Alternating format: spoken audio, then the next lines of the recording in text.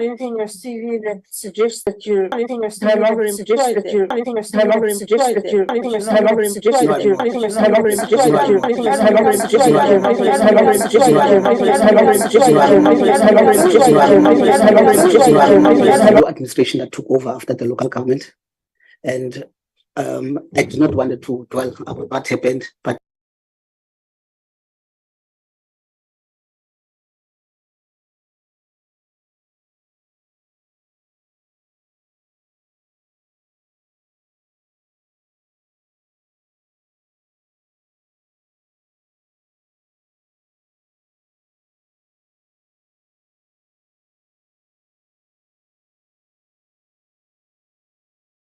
I believe that where you're not going to be We've got limited time, sir. Is the short answer that you resigned? I resigned, yes. Thank you. Yes. But you didn't mention that in your CV. I think I've just indicated that he might be just an error, an omission.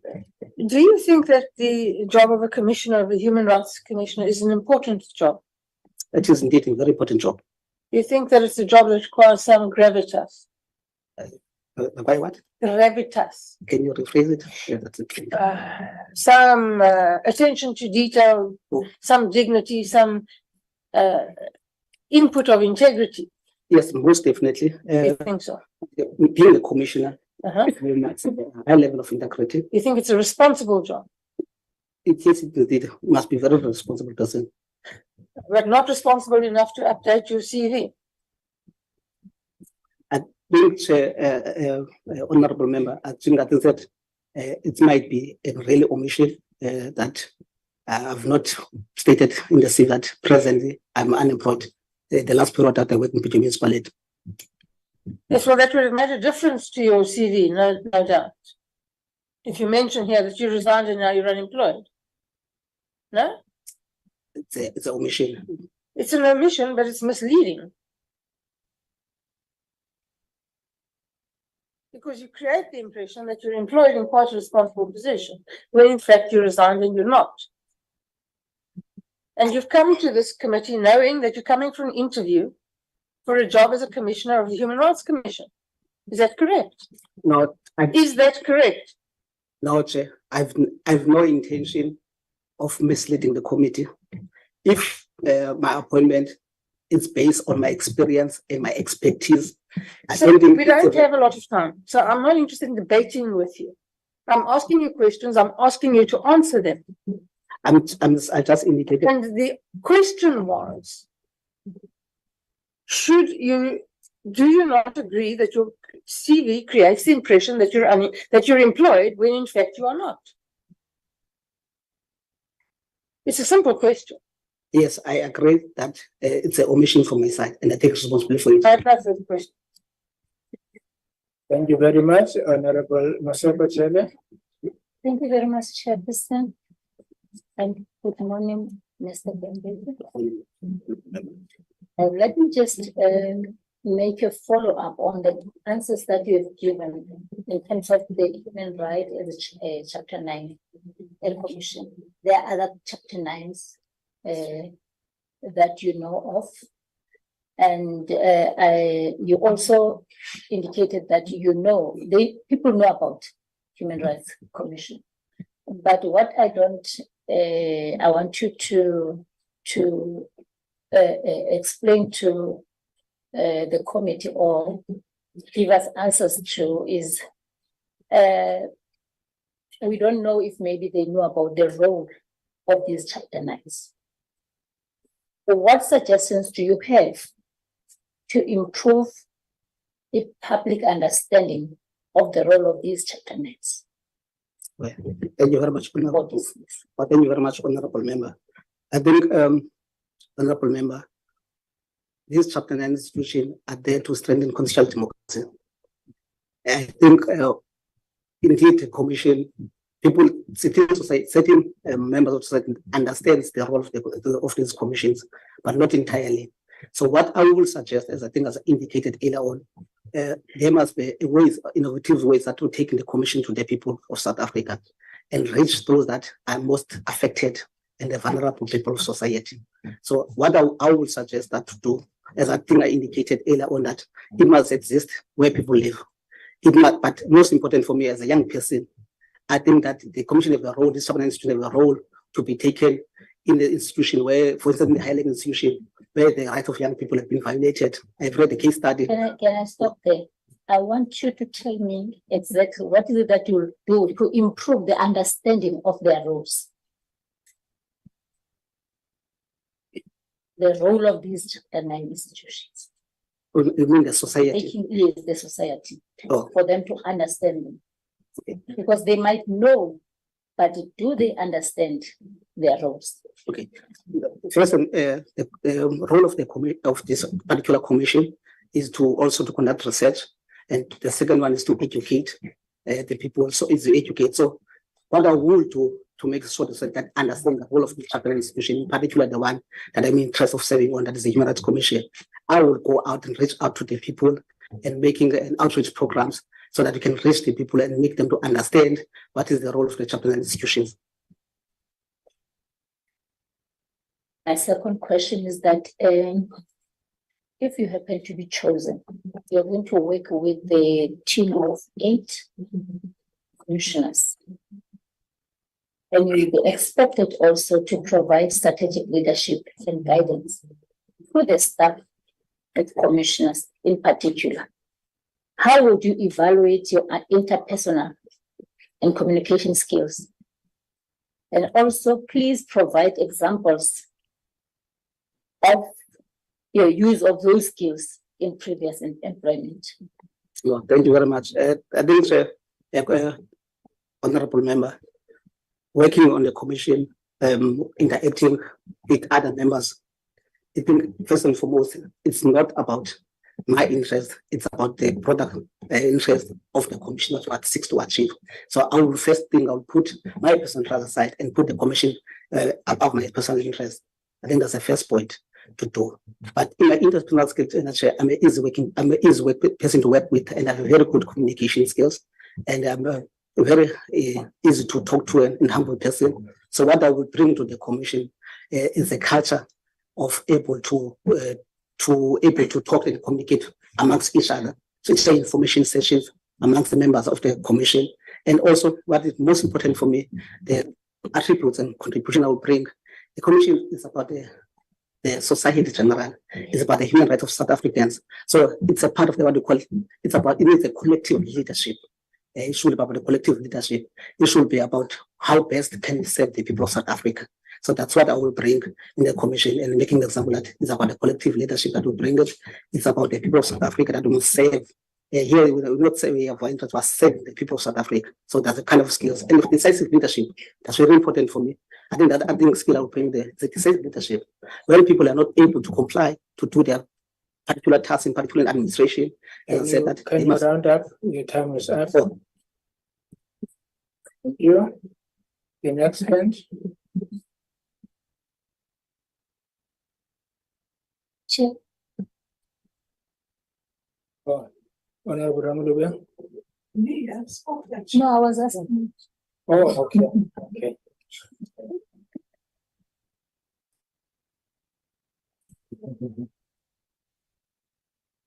We have. Okay. So, can members raise their hands again so that I can be able to note them? Honorable Janchi, Honorable Janchi, Honorable Mkwebane. Okay, in that order.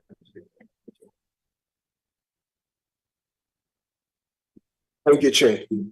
So that I put it on record, I know Mr. Kongobele, Chair. Good morning, Mr. Kongobele. Just a few quick things. Can you help this panel and tell us what is your understanding of a fit and proper commissioner? A fit and proper commissioner, honorable member, I will say it's an honest person, reliable person, a person of integrity. Okay, thank you. In your own view, how would you go about dealing with the following scenario? you have a court that is not operating, not because there are no magistrates, but there's no electricity and water in the Bito Magistrate Court. Is that a human rights problem? Yes, it is. In what way? People that are going to the court, or the society that are using the court, water is a basic right, the basic human right. So people must have access to water, and not just water, including clean water. So by not having clean water, you are violating, or not having water at all, you are violating the human right of the society. Okay, what would you do as an intervention? Because that court is within the radius of the municipality, of the bigger municipality. First of all, I will start to investigate to find out what might be the issue with it, with the management of the municipality. And then if the municipality, then we discuss, and if the municipality is within their side or their fault, then the commission role is to hold the municipality accountable and make sure that things are delivered to the people. Okay, thank you. Somebody comes to you, assume you are a human rights commissioner, you have been appointed, says, I've been detained for more than 7 days. I've not appeared in court. She or he needs your assistance. What would be a problem with that, in your view? Oh, first and foremost, when you are detained, you must at least within 24 hours appear. Many hours? 24 hours. 24 hours. And you must at least in terms of what section of the Constitution is that? I may not just know the section, but I understand that in court you must at least appear and must appear, and you must at least have a charge sheet. But if someone comes says that I've not been charged, I've not been appearing, and I've been there for seven days, that person has a right to justice. Okay. So it's the evaluation of the justice of the person in the human rights. Thank you, for your homework. It's in section 35, and it's 48 hours and not 24 hours. That's your homework. It's all right. Thank you, Chair. Thank you, Honorable Janchi. Honorable Nkwebane. Thank you, Chair. Siyaphila. In your life, school years, ekhaya, have you ever been exposed to being treated differently? Either because you are Black, or either because you are a male, either because you are having some difference to other children? No, honorable member. I must say that I'm from the very united and loving family. I have never experienced such. Even in the community? Of course, I am. But because of my character and the strong character, I've been always, people refer me to the dark and short person. Shorty, yeah, but because of my character, yeah. How did that make you feel? Because of my strong character, I know that it has nothing to do, it's not my own creation, it's not my own creation, my own character. Okay. Have never affected. Going back to the report you say the Human Rights Commission issued, of Liar's Call, separating children. Do you think those children will grow up with a strong character like you? Do you think it's fine for them to be separated because they speak a certain language? When you say it's the best report? No, Chair, the investigation went deeper to engage the parents of the learners. And the parents of the learners understood, and they were being also. No, I'm saying the children. What are you building in the life of a child if you are separating them from the others? The reports indicate that they were not separated on basis of their skin color. It was the first day, and it was not going to be continuous. It was the first day of trying to able to understand the issue of the language. And so you just believe the report instead of what impact would that have? Because as a human rights commissioner, you should be making sure that what you do is dealing with the social ills, and because that in the later years might have an impact, might not be a strong character like you. Going back to the Eastern Cape, 120 children dying from malnutrition, and one death is too many. What do you think the Human Rights Commission should have done? Because I mean, they did the investigation after 120 children have died and after 1,000 children who were impacted by hunger. What do you think they should be doing to be actively involved and making sure that we don't have so many children dying? Thank you. Once again, Honorable Member. I think, as I indicated, that in my view, that the Human Rights Commission tend to attend issues very late. I think the Human Rights Commission. What would you do? We must be proactive. The Human Rights Commission must be proactive. We must create in the government relations, but if you work in government, must have collaboration with the local municipalities. It must exist in that space where the things are happening. So what I will suggest to do, if I am appointed as a commission, I will make sure that where we know that there are many children that are being violated in the Eastern Cape, we must exist in the district. But most importantly, in an innovative way, that must we do. A Human Rights Commission must have an app. Okay, an app. But in rural areas, farm areas, what should happen where they don't have access to technology? Yeah, that's why I'm saying there must be two. There must be where in the district offices, the municipality, they must be exist so that it can be accessible, because it must be accessible to all the people within that region. And through those that have access to technology, we bring the issue of the app, and we are moving in the fourth industrial revolution. We can also introduce what we call podcast. Okay. Some school children, Honorable Member asked earlier about it. We see a lot of abuse, children even waking up around 3 a.m. to catch a bus, which will collect around farm areas, which is not a habitable transport. What do you think the Human Rights Commission should be doing in making sure that that stops and it's not continuous, because there's a lot of complaints like that? So there are schools, there's schools, I think I've been involved in that project. There have been schools within those farm areas. I think the setting grades, they must be remain within those farm areas, but must have a proper teaching systems so that those people can, those young kids can have access to education. Can you sum up your time? Yes, summarize this because time is limited. Okay, those that at least are able to be integrated in the bigger schools, they can be integrated but accommodated and stay within the process of the institution. That's what is being done in the district office. Thanks. Yeah. Thank you, Honorable. I covered everybody.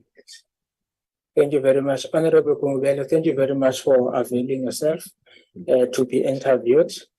We thought that it would be important also to inform you that we have not yet received screening results from SSA. Once we have received those results, and if there is anything out of that report that will necessitate that we communicate with you, we will do so. But we will not proceed to deliberate until we have received also those results. Do you think the interviews were fair? Yes, sir. Do you think the questions were fair? Yes, sir. Thank you very much. Thank you, sir, for having me.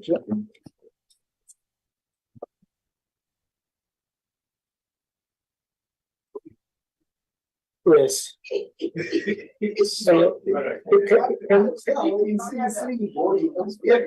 Can we start at 25 past? 25 past. 25 past.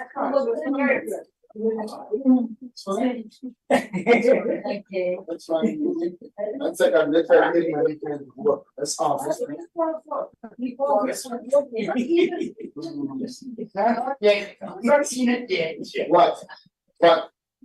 Don't start.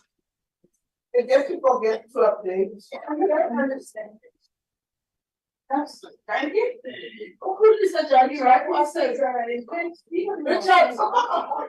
Ukhulisa wasenza la.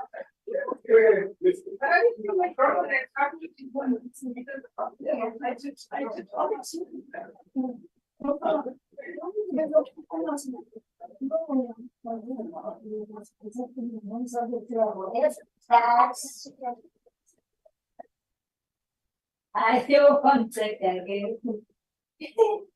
Yeah. Ne?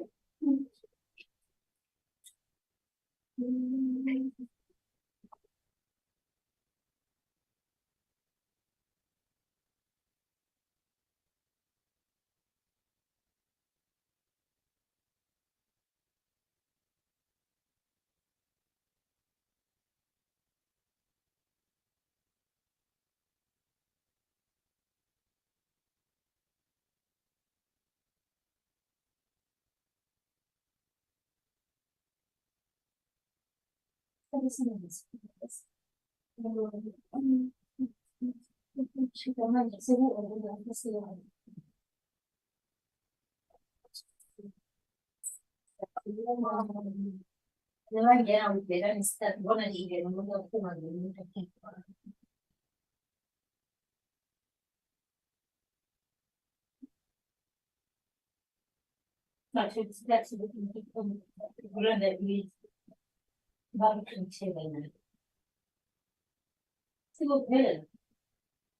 yeah, it's a single village.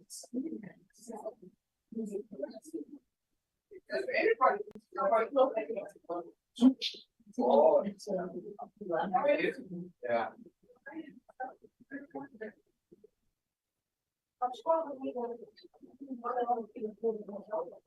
Sister Connie, simple experience in the I don't see. I'm gonna have a buffet. Up all the time. when must be. At lunch, during lunch. No, during lunch I need stitch me. Oh, you much have lunch. We go to the house at 3. Yeah, I'm breaking it up past 1 for lunch. But the longer you are questioning, the longer. But that is up to you, honorable members. We are totally in your hands in terms of time. You can reserve. Just say reserve my questions.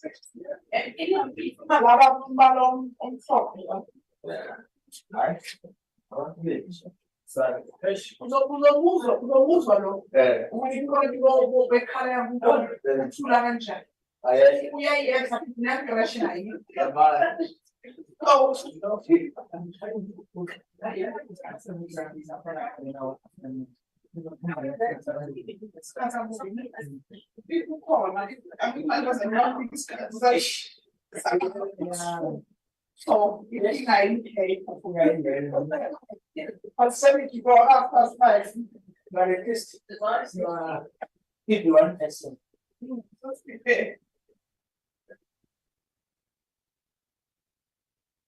Ngiyabuza ukuthi uyadeclare ngithi yo hayi mina ngeke nangideclaranga Umuphi umuntu wakho la? yena lo ngiyamfunde naye But it's not fundamental, really. yena sensi onasonke Oh, kulo bumtshela ngaye. Ah.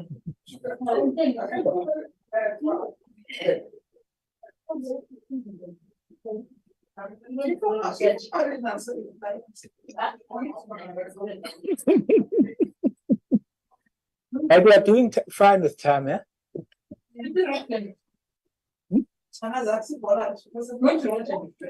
Can we start? That's like nice. But I'm just saying how much. Now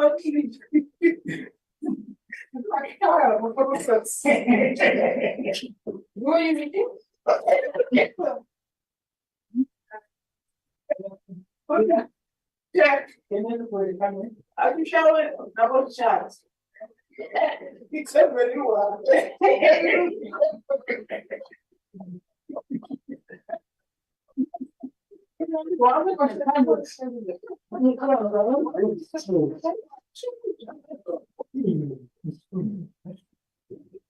We all got to find people to do this work. Any days on the clock. I mean, you can't decide today in the plenary, he must be here. I stress that he's as if he's either a presiding officer or a committee.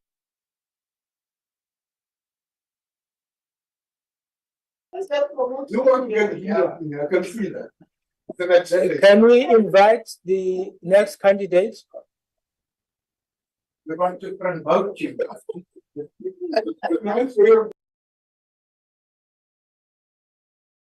Just wait for that.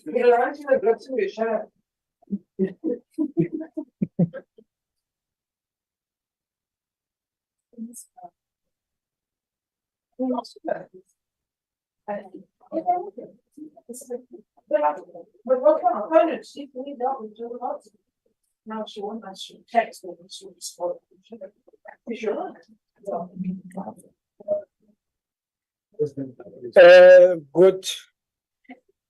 Good morning, Dr. Boshoff. Good morning, Chair. In 5 minutes, can you tell us about yourself and what motivated you to apply for this position?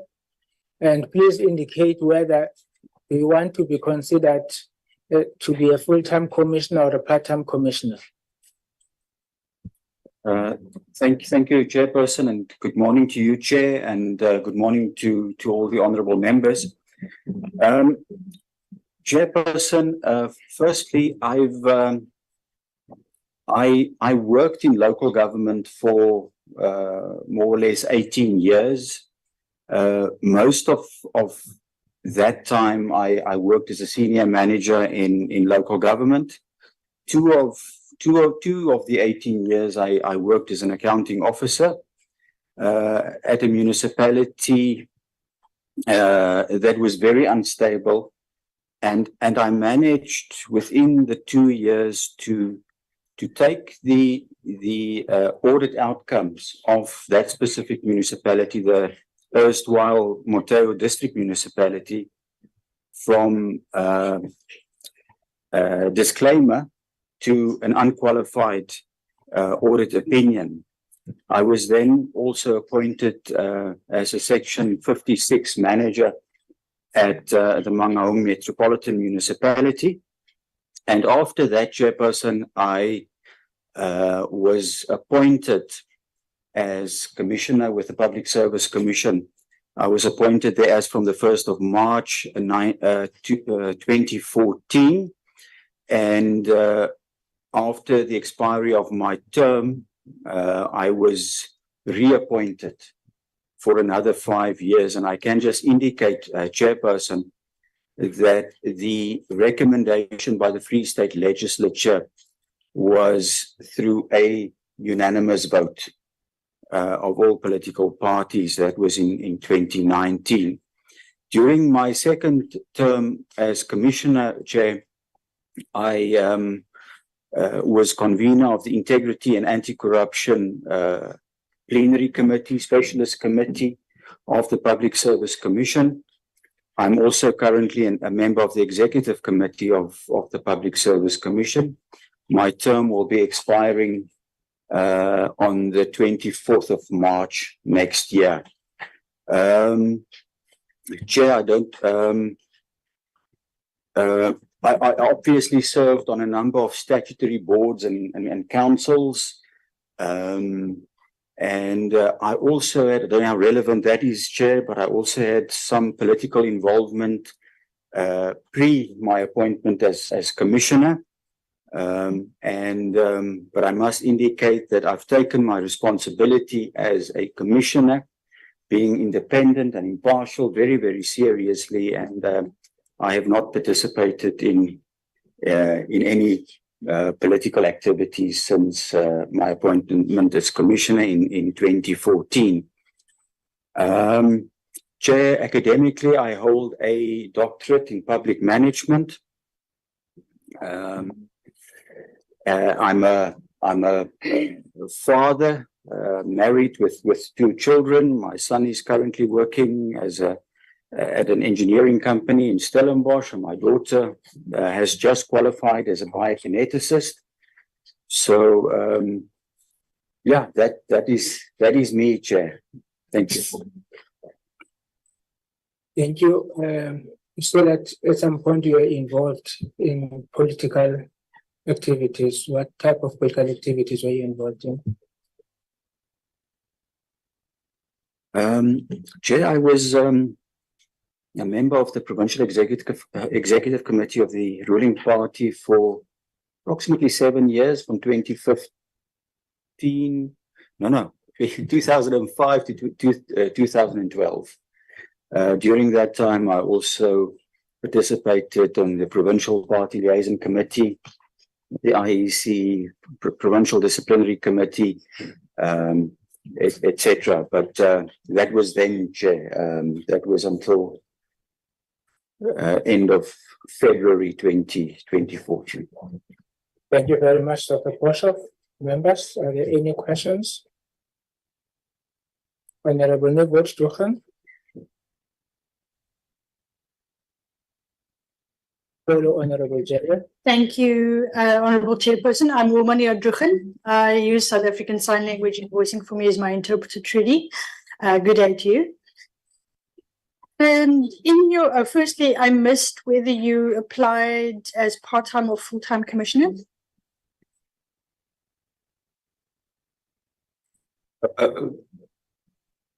Should I respond, Chair? Yes. All right. Chairperson, the ideal would obviously be to be appointed as a full-time commissioner, but I'm in your hands. I'm in the hands of the committee. If the decision is a part-time commissioner, I would also accept that, but my preference is a full-time commissioner. Okay, thank you for that. In your written submission, you were asked with regards to, and no, you mentioned other serious human rights challenges includes the following, as you listed it: gender-based violence, the right to basic education, the right to health, poverty, inequality, and some social exclusions. But one thing that I do not see there is the rights of people with disabilities. Now, I'd like to know, in your experience over all these years, have you ever worked with the disabled community?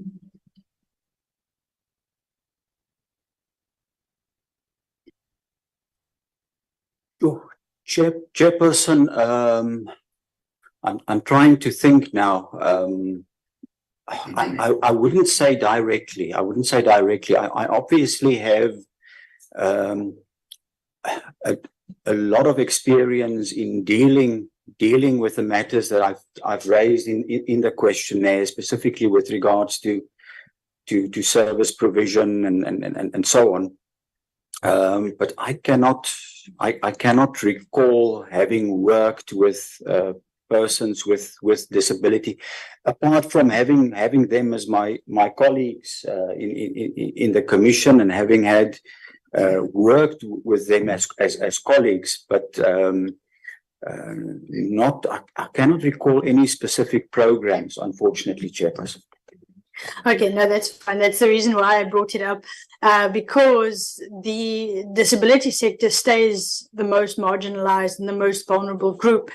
But if you are appointed as a commissioner for the South African Human Rights Commission, how would you bring forward their issues?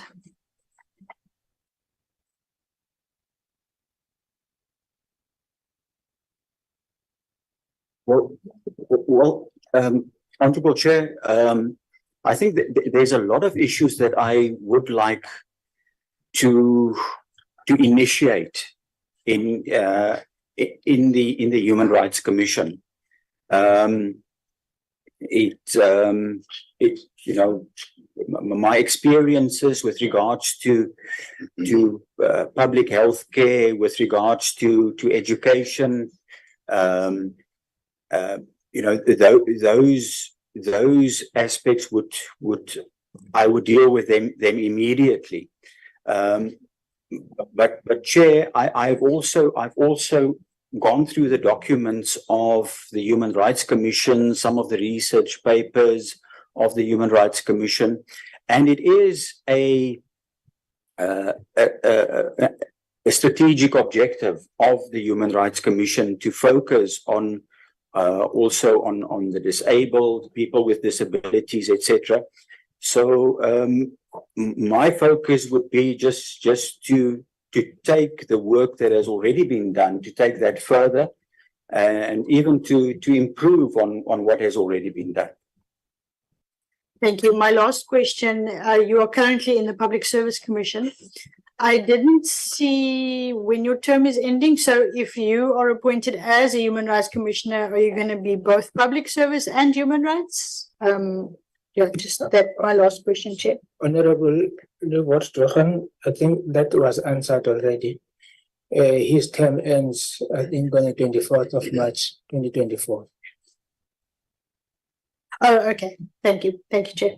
Thank you very much. Honorable Maseko Chele. Thank you.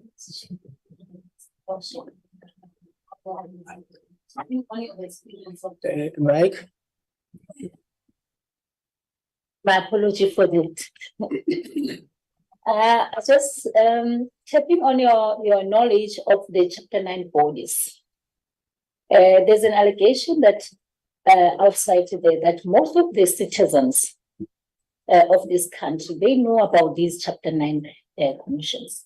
But what they don't sometimes understand or know, it is the role of these Chapter 9 bodies. So my question to you is that what suggestions do you have to improve public understanding of these of the role of these Chapter 9 bodies to the community out there? Chairperson, we've been faced with that challenge for many years as in the Public Service Commission. There are still many people, especially the public, who are not familiar with the work of the Public Service Commission, and even state organs. I recently presented a guest lecture at the Free State University, and there was a chief director from another province. When I questioned him or just inquired whether he was familiar with the work of the PSC, and remember, we deal with the grievances, we deal with the complaints coming from public servants, and you would expect a senior public servant to be familiar with the work of the PSC, and he wasn't. So we've been battling with that. So what we've been doing is better media coverage over a long time. I've been I've had television, radio interviews, and we've also embarked on numerous advocacy programs, education programs. And in terms of the Constitution, one of the functions of the Human Rights Commission is to also educate on the promotion of human rights, the protection of human rights. So an education program, be it through the media, through television, through the radio, not a education program, many education programs is absolutely essential. But Chair, it also depends highly on the quality of leadership in a Chapter 9 or Chapter 10 institution. Remember, the Public Service Commission is a Chapter 10 institution. And the kind of leadership you provide to that specific commission and the repositioning, for example, if you now get an entirely new commission, or majority or half of the commissioners are newcomers, then you would have to reposition the commission to align with the constitutional mandate, to align with the mandate stipulated in the Human Rights Commission Act. So leadership is extremely important, advocacy programs, education of the public through media, etc. Thank you, Chair. Thank you, Mr. Boshoff. My follow-up question will be, I think you've made your own research about the how people feel about the Human Rights Commission within the society. There has been criticisms leveled against the Human Rights Commission by saying, the community says they don't have teeth, they don't bite, you know. And We have a few seconds left. is that criticism justified? Chair, I was hoping for a question like that. Because, and I'll explain it, but most of my. Can you be brief, Doctor, because we've run out of time with respect to that issue. Okay. Chairperson, the response is unfortunately not a short response. The explanation that I have is a couple of years ago, I think it was around 2015, 2016, I met with a commissioner of the Human Rights Commission, came to the Free State, also presented information sessions, advocacy sessions, and I was invited to that specific session. I don't think the commissioner is that specific commissioner is a commissioner anymore. And he was complaining to me and saying that he was struggling to meet with the executive. Let's do like this. Sure. At the end, I will re-ask the question. It's going to be unfair to other members. Of course. Can I have other hands? Honorable Swart. Sure, can you also ask Dr. Boshoff to keep the mic on? He switches it on and off, and that's another time you take. Okay, apologies. Thank you, Honorable Swart, followed by Honorable Mkhwebane. Thank you, Chair. Good day, Dr. Boshoff. I was just going through your reports and the work that you're doing in the Public Service Commission and how that would relate to possible work in the Human Rights Commission. One of the issues you raise is that my experience in overseeing service delivery inspections and the tabling of reports to Parliament will be helpful to the South African Human Rights Commission. So one of the challenges that the Commission faces, and I'm sure both commissions face, is what is the outcome of such reports to Parliament, in as much as where there are recommendations for implementation from the executive. Excuse me, and that doesn't take place. How would you alleviate that, where Commission's reports are not, where there are remedial action against the executive are not followed through? Yeah. Thank you, Chairperson. Chairperson, firstly, with regards to reports of the Public Service Commission, I must indicate with regards to grievance and complaints investigations, I think we have in the Free State about an 80% success rate of the implementation of our recommendations. Service delivery reports, that's another challenge, unfortunately, Honourable Swart. All our reports on service delivery inspections, we provide to the relevant executive authority, and we also table those reports before the relevant legislature. And where we do not get immediate implementation, Chairperson, the Commission, the Public Service Commission, is an extension of the oversight arm of the National Assembly, and the Human Rights Commission is an extension of the oversight arm of the National Assembly. So the next step would be, where you make recommendations like the Human Rights Commission and Section 5 or 6 of the Act, and where there is no implementation, your recourse would be to approach this specific portfolio committee and request for assistance. We've also done that with the Public Service and Administration Portfolio Committee and requested them to assist us where we are struggling, not only in my province, all over the country. Yes. Sure. So there are, may I ask, I need to ask a very pointed political question. When you were on the PEC of the majority party, it was at the same time as there are a number of allegations that are now being facing the Premier, Mr. Magashule, in court. Were you aware of them at all? And did you take any steps at that stage? I was not aware. I was working in local government as a senior manager, as I indicated. Mr. Magashule was elected as Secretary General December 2017, whereafter he left.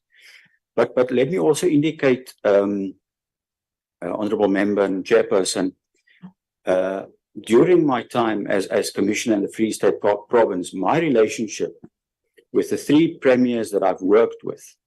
Yeah, I'm sorry, I think you misunderstand me. I'm talking about when you were on the PEC of the ANC. Oh, When that was prior to that.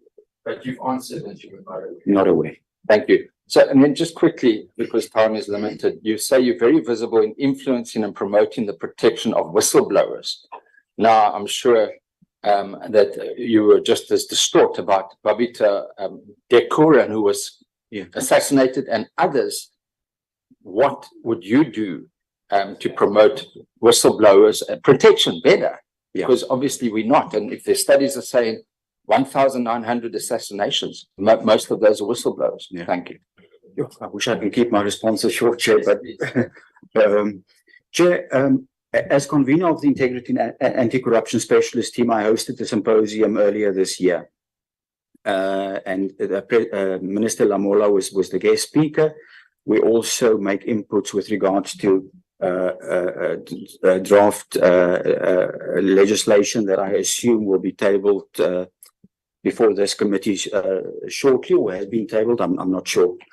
Chair, we made specific recommendations with regards to the protection of whistleblowers. What the Public Service Commission will be doing, Chair, is we have through sponsorships and through donors and so on, we are looking at expenditure of 70 million rand to establish a whistleblowers house where whistleblowers can get protection. Those who blow the whistle can get protection, obviously, with the assistance of the authorities. The Human Rights Commission, in terms of the Protected Disclosures Act, Chair, also has a specific responsibility with regards to whistleblowers. And the experience that I managed to get as convener of that committee would assist going forward. Sure. Thank you very much. Thank you. Honorable Mkhwebane. Thank you, Chair. Dr. Boshoff, how are you? Very well, honourable member. I'm good. You have worked in the Public Service Commission. Can you tell us how would you make sure that you deal with forum shopping by the complainants, and what more improvements can be done within the ISDs or institutions supporting democracy? Thank you, honourable member. Honourable member, we, for example, have a memorandum of understanding with the public protector, because there's a certain degree of overlaps between the responsibilities of the Public Service Commission and that of the public protector. So in terms of the memorandum of the understanding, is we would investigate, as the commission, Public Service Commission would investigate complaints coming from public servants. Yes, there are complaints that are lodged on the National Anti-Corruption Hotline, and when they relate to procurement irregularities and irregular appointments, we also investigate those. But when it's complaints from the public, we refer those complaints to the public protector for investigation. Thank you. Yeah. So you'll do the same with the human rights, when you are at the Human Rights Commission. Where did you grow up? Born and raised in Bloemfontein, honourable member. Okay, how would you deal with the issues of, as a Human Rights Commission, farm workers' abuse by the farm owners and the discrimination? And whilst dealing with it, what programs have you done as doctor in working with rural communities, being on the ground? Just give us examples. Well, I've indicated in the questionnaire that equality or inequality in the South African society remains one massive concern. It is something that needs to be addressed as a matter of urgency. How, if you just, in short, because of the time we're given. Well, Like just 2-3 points? well, one must use the measures as the Human Rights Commission. When there are complaints, then surely you must deal with the complaints in terms of the Human Rights Commission Act and secure redress for those affected individuals. Provide financial assistance to them to approach a competent court to take it further. But during my political involvement, Honourable Member, I visited the rural areas, the township areas, almost every weekend. So I'm familiar with the plight of ordinary people, with the challenges that they face on a daily basis. And I undertake to take, to assist them as far as possible. Okay, as a follow-up as well, would you think appointing you as the Human Rights Commissioner, vis-a-vis appointing young generations, would you say it will be what value are you bringing, in other words, versus bringing young generations into the commission? Honourable Member, Honourable Chair, I think we bring different aspects to the commission. Obviously, the youth will bring a more activism approach to the commission, more vibrant approach to the commission. Chair, you cannot buy experience. And what I have learned and experienced with the Public Service Commission over the last 10 years, what I have experienced as a senior manager in local government. So you are bringing experience. Absolutely. Okay. And the other one, I still have time, Nietzsche. The other question relates to the deaths of children in the Eastern Cape. I think you've seen the report which has been issued. 120 children died of hunger. Not terrible. Do we have one death is too many, and the poverty and 1,000 are affected? What would you say about the Human Rights Commission? Do we have to reach 120 children dying for us to act? What would you do to change that? Yeah. Chair, you need visibility, and visibility can only be realized if you do something active and you do something proper. So once there are these horrific incidents, then something needs to be done immediately. But Chapter 9 institutions, state organs, Honourable Chairperson, also need to be proactive. We shouldn't be in that position. We shouldn't be in that position where children are dying, are starving. And state organs need to do what is expected of them to ensure that we don't have these challenges where children still cross rivers just to go to school in the mornings, especially in the Eastern Cape, Honourable Member. And then as I regret your time is up. Honourable Horn. Yeah, thank you, Chair. For the sake of transparency, let me just say Dr. Boshoff and I know one another. Not socially, because he's with that party. Used to be, he now says.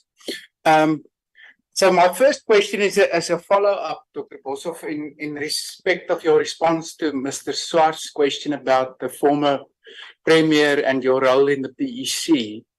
You say you didn't know, but yet the Free State being the second smallest of the provinces, of course, all of the allegations against Mr. Magashule when he was still the Premier didn't necessarily attract national attention, but in the Free State, it was no secret that he was always seen as essentially corrupt in nature.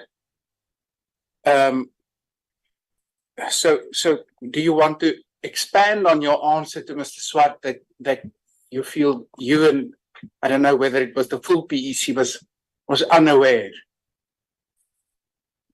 I can, Honourable Member. Chairperson, you having also all of the Honourable Members having served on political structures,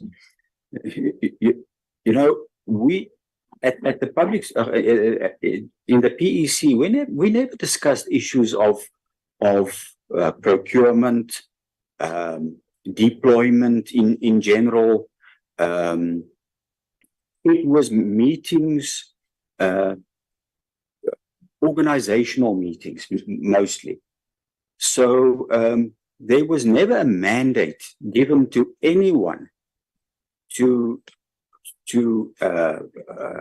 implement this project.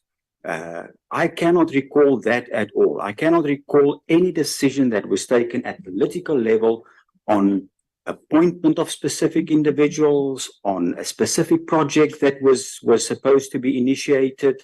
Never. And I give you my word for that.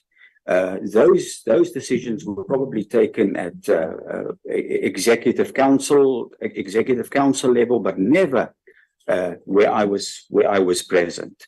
I can indicate that during my time as commissioner, there were complaints about irregular appointments, which I investigated and where I made findings.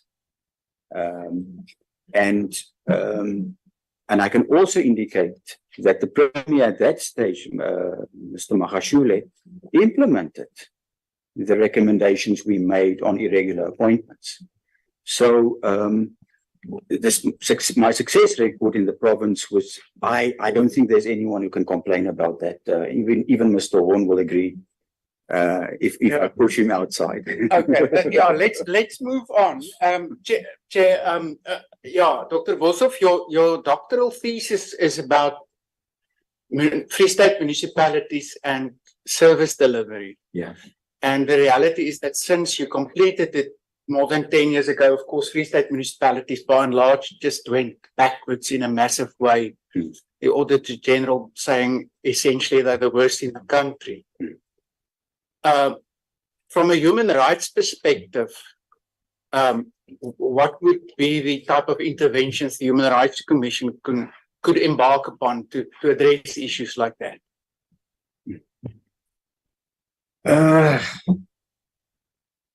With regards to municipalities, you're 100% correct, Honourable Member. It is no secret that there are massive challenges in Free State local government at the moment with regards to performance, with regards to just providing the most basic of services. In fact, in some municipalities, it doesn't happen. You're 100% correct. So, Chair, what needs to happen is similar to the inspections that the Public Service Commission is conducting. Inspections should take place, should be initiated by the Human Rights Commission, visit these specific sites where there's a provision of a challenge, clean water provision, etc. It's no secret. You read about it in the newspapers every day, and then make specific recommendations. But there's a challenge here. I don't know how much time I have to respond. It's the one that I wanted to raise early. Yes. I'll donate my time to that specific issue towards the end, Chair.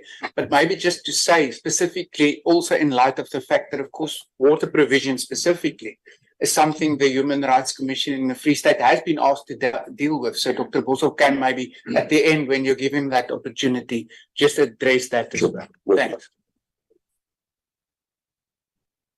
Sure. Honorable Britenbach. It will be Honorable Britenbach. Okay, let me say Honorable Britenbach, Honorable Ramulubing, Honorable Engelbrecht, Honorable Janji, in that order. Oh, no, you just took up. No. We are using my watch. Dr. Boshoff, I'm using mine.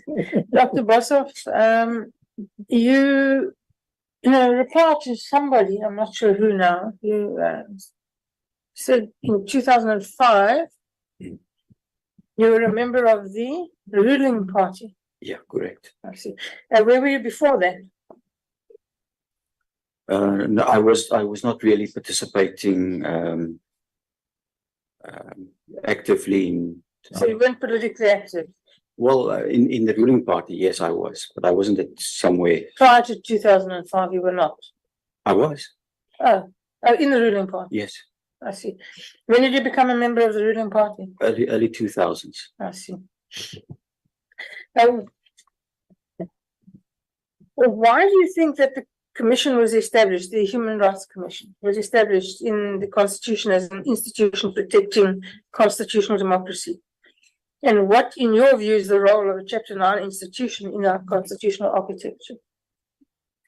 Well, Briefly, please, because you know we're on the clock. the role of a Chapter 9 institution is to support democracy. To keep it short, why was it was established? It was because of the Bill of Rights that is contained in the Constitution from Section 7 onwards of the Constitution, and then to give effect to the protection of the human rights enshrined in the Constitution. And in your view, has it been successful in achieving those lofty goals? I cannot say that it has not been successful, because I've read their documentation and it looks like a lot of work was done, but I do think that there's room for improvement, and I'll address you on that later, Chair. But a lot of work was done, a lot of good things were done, but there's room for improvement. I think you must answer questions as they are put to you. Don't front load time. That will be the chair's discretion. Sure. Apologies, Chair. And then tell me, Dr. Boshoff, why do you, Henk Boshoff, want to be a Human Rights Commission? Chairperson, honourable member, again, it's because of my experience of being a commissioner with a constitutional body, having the experience, understanding how a Chapter 9 institution, a Chapter 10 institution should operate, not blurring mandates, not blurring responsibilities, not blurring your own independence and impartiality. That is where my expertise is at the moment, honourable member, and I think I can just take it further, especially with regards to the role we have played on the protection of whistleblowers, and obviously the local government experience as well. Well, now that you mentioned whistleblowers again, in your view, give me 2 factors that you think could improve the position of whistleblowers in South Africa. Your Chairperson, this one is up for debate, but the USAID, in one of their recent research papers, I think it was adopted. Briefly, you know, we're on the clock. Yeah, it was adopted late last year. They were proposing initiatives, rewards for whistleblowing. Now, whether that's going to assist in the protection of whistleblowers in the South African context, that is debatable. But we have made that proposal to the Department of Justice and Correctional Services, that they perhaps consider rewarding. What the reward should entail, I don't know. That should be debated. But perhaps rewarding them to come forward and to blow the whistle. And remember, we are also initiating a process of Whistleblowers House, where they will be protected. Thank you, Chair. Thank you, Honorable Breitenbach. I think it was Honorable Ramulubeng and then Honorable Engelbrecht.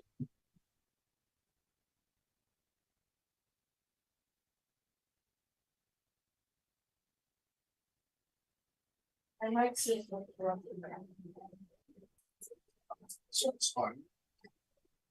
Honorable Breitenbach.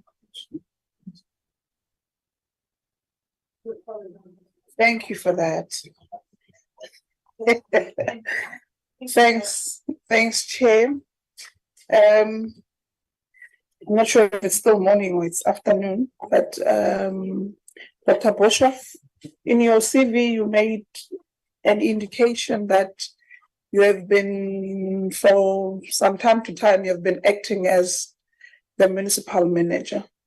Were you ever officially appointed? Honourable Member, I would have been. I acted as municipal manager at the erstwhile Moteo District Municipality for 2 years. And the reason why I was not appointed was because of the envisaged disestablishment of the Moteo District Municipality, so that it was during the time of the establishment of the Mangaung Metropolitan Municipality, and a district municipality cannot be in the same area as a metropolitan municipality. So a decision was taken that not to confuse things, and suddenly you sit with 2 municipal managers when the amalgamation, so-called amalgamation, takes place. I acted for 2 years, one January 2010 until 31st of October 2011. And during that time, we managed to get 2 unqualified audits, which we did not have in for many years preceding that. Okay. Currently, in the country, there is a significant human rights challenges. Which are those according to your own view or analysis? Honourable Member, Honourable Chair, we are facing serious issues with unemployment, with poverty, inequality, inexplicable socio-economic challenges that predominantly faces the youth of the country. We also have serious service delivery challenges at specific state organs. One can only refer to healthcare facilities, school facilities where, and we've done inspections where raw sewer still run through the corridors of schools. GBV is a serious challenge in the country. Xenophobia. Okay, no, I think you have quite made few of those. Have you ever been actively, or have you ever initiated or became part of a campaign for human rights, or initiated any campaign that deals with any human rights? And if you have, could you kindly furnish us with any examples or any activity that was? Chair, the Commission started with a process of having citizens forums last year. And it was up to the Commission, the specific Commissioner in the province, to decide on what he or she wanted for that specific province. Now, based on my own observations, when I visited the school in the Mangaung Township a few years ago, when I was having the meeting with a principal, I observed a drug transaction taking place at the school gate. And I said to the principal, but what are you doing about this? What are you going to do about this? Look what is happening. A gentleman from outside was selling drugs to a young lady. And he said, oh, what can we do? It happens every day. And I immediately contacted the South African Police Service to intervene. By taking that forward, Honourable Member, we hosted a successful citizens forum in the Free State last year in November, focusing on drugs and substance abuse. Can I guess what was the outcome of that incident of drugs being sold outside the schoolyard? We immediately reported to South African Police Station, police service. There was a satellite police station. I drove to it, and I said, you need to go to that specific school and immediately intervene. And they did that, and so we can safely say today there are no drugs that are being sold at that school outside. It is rife at the moment in Mangaung. That is why we hosted the Citizens Forum last year, and I'm having a follow-up on the 23rd of November to address, and everyone is there, from the Premier to the Provincial Commissioner of Subs. We are focusing on that to ensure that is addressed. Okay. How would you handle complaints that potentially would be politically sensitive or otherwise controversial, considering that you have been giving us or highlighting that you have been a political activist from a particular time, that we don't get a sense now you are no longer in the political arena. Bearing in mind your understanding and role of the Human Rights Commission, how would you deal with that? Chair, all complaints need to be handled objectively in terms of your rules, in terms of the provisions of legislation, of the specific act. No favors for anyone. Without fear or favor, we've done it.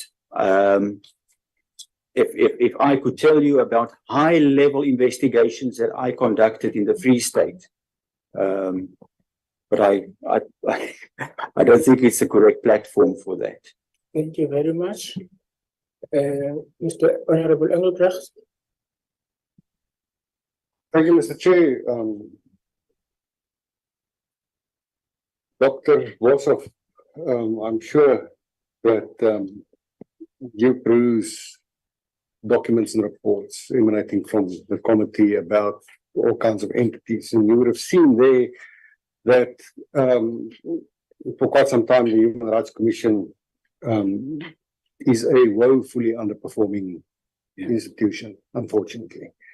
And in those reports, one of the things that the Commission's puts forward as a challenge is the failure by relevant parties to implement recommendations.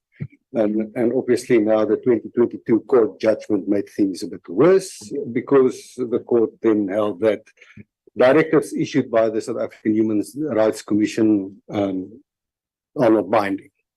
Mm-hmm. So my question, with that in the background, should you be appointed, what would your approach be? Being mindful that taking the wrong approach would relegate the Human Rights Commission of South Africa to be a very expensive talk shop. Yeah. Chair, again, I don't think the Commission, yes, they have provincial offices in all the provinces. They have a national office and provincial offices everywhere. But they don't have commissioners everywhere, Chairperson. And that challenge was expressed to me in 2015 when the commissioner came to visit me. He said, can you help me with a meeting, to arrange a meeting with the Speaker of the Legislature, with the Premier, and with this and that MEC and that Mayor? Because they are not known, Honourable Chairperson. A commissioner who is based in the Northwest, but he's overseeing 3 provinces. He's not known in the Free State.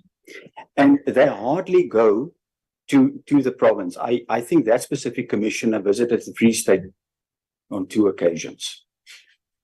So they're not known in the province, and then they struggle, and they rely on their provincial directors to arrange meetings for them. But you know how it works in reality. You very seldom manage to get meetings with executive authorities, with members of the legislatures, etc. And that is something that this portfolio committee, and I say that with the greatest of respect, should perhaps consider, because you are the only people who can address that. You require a constitutional amendment for that, to get a commissioner in each and every province. But the reality is, commissioners don't have footprints. Human rights commissioners don't have footprints in all the provinces. And premiers don't know them.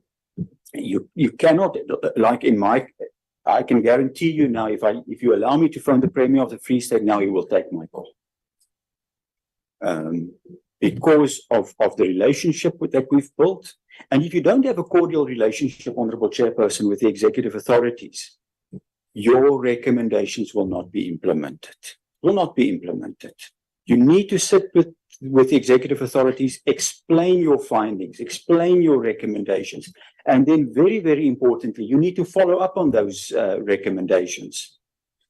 It takes us sometimes 2-3 letters requesting for feedback on implementation, and then I arrange for a physical meeting with the relevant executive authority to take it, to discuss implementation.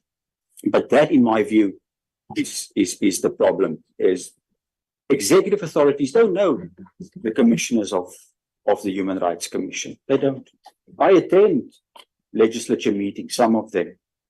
I attend all the public accounts committees of the legislature, so I'm familiar with, but I am not familiar with the office bearers in KZN or the Eastern Cape, but there are commissioners in those provinces who do that on a daily basis. So your answer is, well, commissioners, at least one for every province, and good relationships with people in executive authority in order to get recommendations by the Human Rights Commission implemented. The likelihood of getting more commissioners, we know, is going to be a difficult exercise to get a constitutional amendment. So we will have to work around that. But it would have been the ideal situation to have a commissioner in every province. Thank you very much, Honorable Amika. Honorable Jansen. Thank you, Chair. Good afternoon, Mr. Boshoff. Good day. Firstly, do you agree with the statement that says all the Chapter 9 institutions have no hierarchy? There's no hierarchy between them. Hierarchy? What do you mean with hierarchy? They have their leadership in the... No. Just be short with me.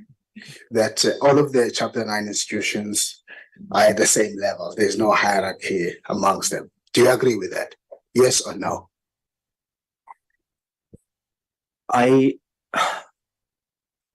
Yes and no, Honourable Chair, because the manner in which the responsibility or the process... Is that now answering the yes? Yes. The manner in which the Public Protector and the Auditor General, for example, are appointed, it differs from the appointment process of other commissions. Therefore, I think there's a bit of a differentiation intended by the legislature. That's fine, but does that make the other commissions, which are part of the Chapter 9, less important? Not at all. Not at all. Why? They all have their specific constitutional mandates that are clearly spelled out in the Constitution, and you cannot deviate from that. You cannot, even if there's a certain degree. Let's pause there. Let's go to my next point. With the background you have given us, that you were involved in the governing party, and you're no longer a member, no longer involved. Can you assist this panel as we're going to consider new commissioners, how you would navigate, how we must accept that if you are appointed, you will be able to be a commissioner that is not influenced by your historical background. In particular, can you just speak on 3 issues: independence, impartiality, and integrity, in terms of why we should consider you? Chairperson, I have conducted extremely high-level investigations in the Free State Province, implicating executive authorities. Is that now part of the PSC or SPSC? Okay. SPSC. That I've done without fear of favor. Those investigations were conducted, and you'll find reference to that. I assume if you Google on social media, there would be reference to those. So in short, you are saying you've demonstrated Absolutely. Under the PSC that you're not stifled by your historical background. Not at all. And Honourable Chairperson, all the political parties in the current legislature supported my recommendation for this term. You did mention that. Don't repeat it. Don't eat into my time. I got that. I've noted that down. So my next point, therefore, let me just quickly do this so that you assist me here. In section 181, the establishment and governance principles of these Chapter 9 institutions, just 2 areas that I want you to make a distinction for me to assist. Sure. Subsection 2 says these institutions are independent and subject only to the constitution and the law. That's subsection 2. Correct. Yet subsection 5 of the same section says these institutions are accountable to the National Assembly and must report on the activities and performance of their functions to the National Assembly at least once a year. What is the difference between these two? Yeah. Help my confusion. Well, Chairperson, in executing your responsibilities, there must be, you must comply with the law at all times, and there must be no interference from anywhere. But there must also be checks and balances when it comes to you as the Human Rights Commission executing your responsibilities. You cannot just be an institution, organization doing whatever you like, and there's no checks and balances. You need to be accountable, and that is what is happening. Okay. Ensure that you comply with your mandate. My last point. What is your understanding? Can you quickly define to us what is a fit and proper commissioner, and conclude and tell us whether you are fit and proper, given the background you have given us as a commissioner? And that would be my last question, Chair. I should not have raised that part of my list. It's important. And so we are interacting with you. We're enjoying it. All right.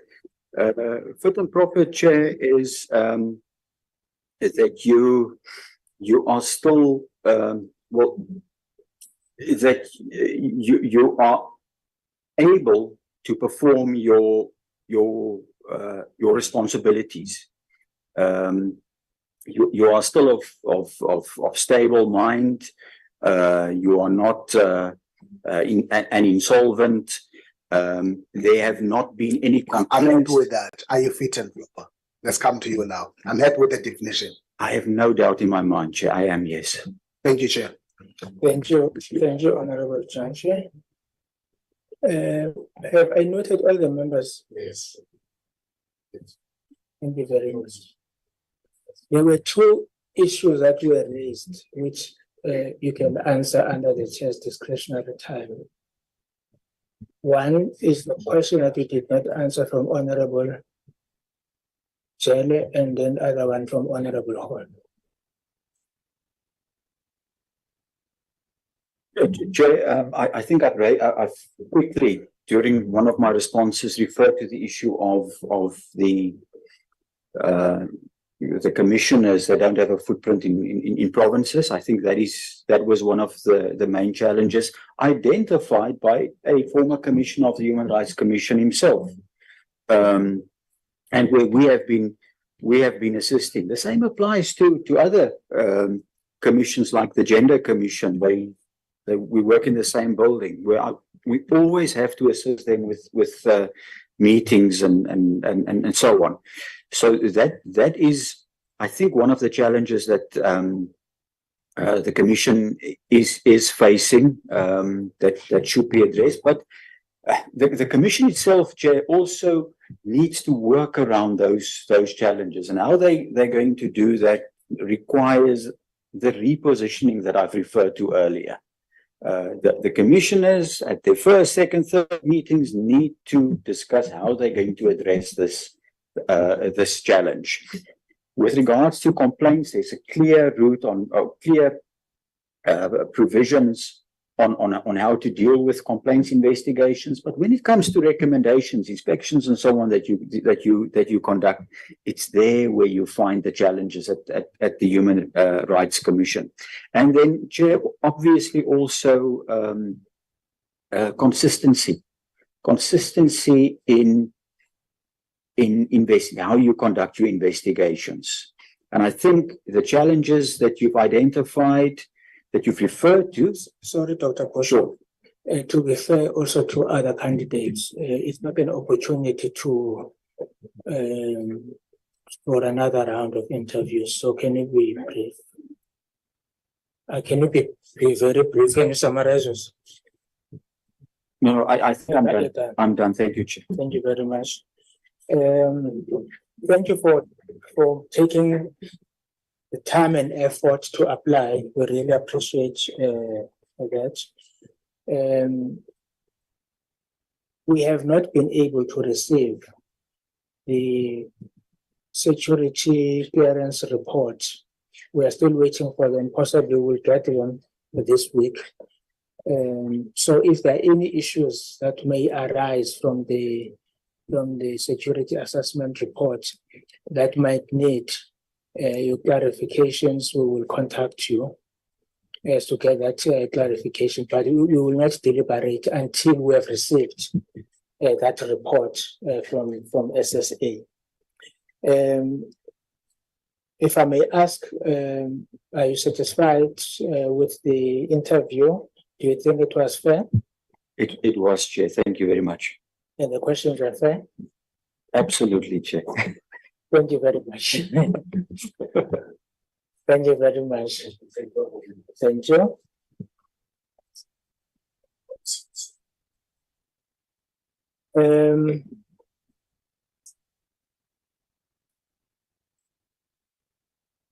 Yes. Can we have 2 minutes comfort break as we allow Mr. Taylor? So members, because it will be difficult to bring forward the last interviewer, so we have to come back after our debate to do that one person.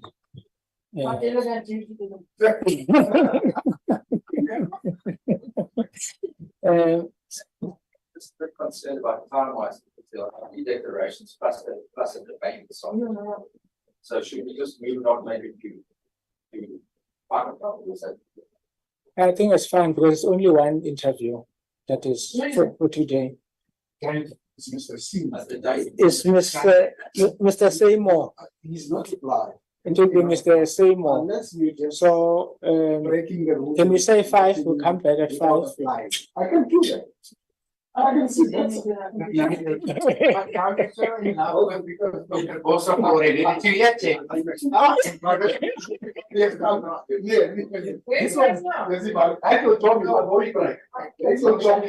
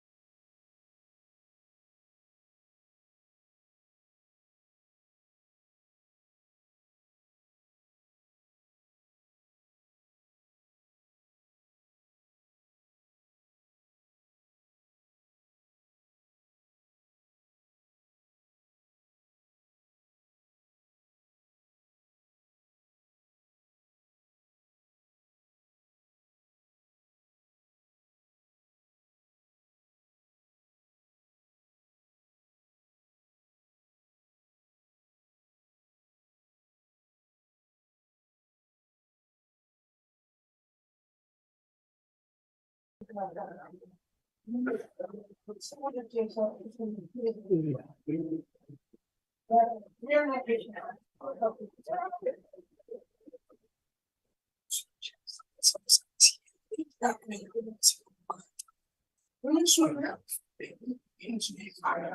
long?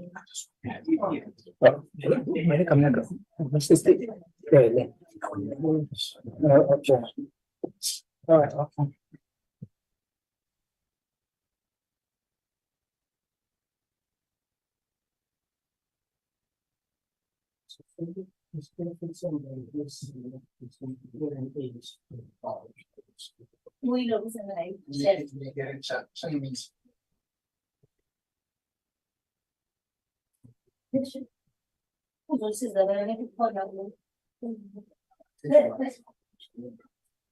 Oh.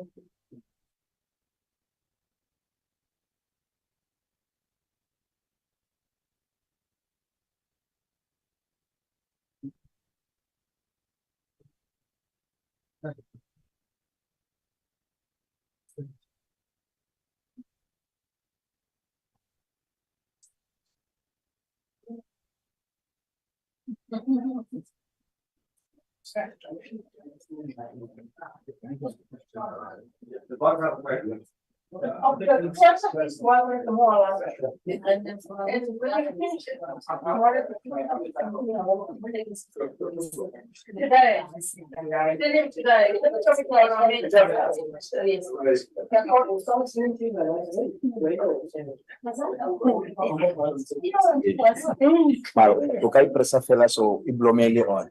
O ka itloela no. Ya tshwantse o bue le mongwe. Good afternoon, Mr. Tele. Hey, good afternoon, sir. Sure, thank you. How are you? I'm good. Actually, I'm serene and tranquil. Sorry? I'm serene and tranquil. That's good.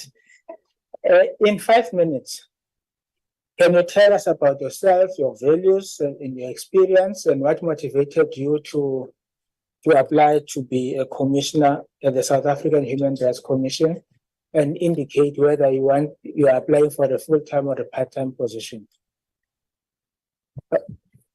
Were you able to hear me? Yes, I can be able to hear you. Okay. Yes. So you can proceed. Okay. Thank you very much, Chairperson, for this opportunity. Let me firstly thank the Portfolio Committee of Justice and Correctional Services for shortlisting me in this important position of Commissioner. My name is Kamelo Rodintele. I'm a 31-year-old disability youth activist. I grew up in a special school for over a period of 10 years. And I've also been active in various disability non-governmental organizations representing the sign language speaking community, which is known as the deaf community, the albinism community, and also the disability sector in general. I hold different core value systems. Like one, I believe in accountability. I believe in upholding the Constitution and the rule of law. I believe in honesty. I believe in justice and transformation for the persons with disability. I have applied for this position because I feel that the South African Human Rights Commission, in terms of Section 181 and Section 184, subsection 3, can be a powerful weapon or a powerful instrument that can liberate the deaf community that was denied sign language for 29 years until the recent 18th Constitutional Amendment Bill that saw sign language becoming the 12th official language. Secondly, I've applied because I believe that the South African Human Rights Commission can be a powerful instrument in ensuring that the killings of people with albinism, particularly in the Northern KwaZulu-Natal and Mpumalanga, can come to an end. Thirdly, I believe that the South African Human Rights Commission can be a powerful instrument that can ensure that we used to hold the executive accountable, our leaders in the local government sphere, our leaders in the provincial government sphere, and also our leaders in the national government sphere. Private sector included. I believe that the South African Human Rights Commission can be a powerful instrument that can be used to monitor the observance of human rights in terms of Section 184, to promote the culture of human rights, but also to protect the rights of persons with disability, using international instruments like the UN Convention on the Rights of Persons with Disability that has been ratified, African Protocol on Disability Rights, particularly Article number 18, the Constitution of the Republic, which is supreme and that binds government and as well as the private sector.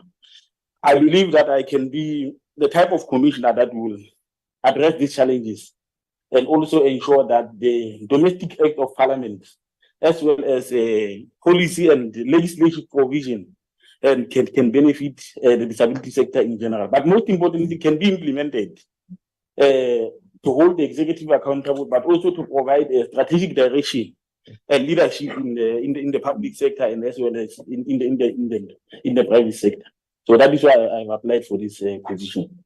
So basically, my application for this position, it is in the interest of the public, it's public interest. Should you be considered for full-time or part-time? Should you be considered as a full-time commissioner or part-time commissioner? I should be considered as a full-time commissioner. But the act is silent in terms of the distinction between the full-time commissioner and the part-time commissioner.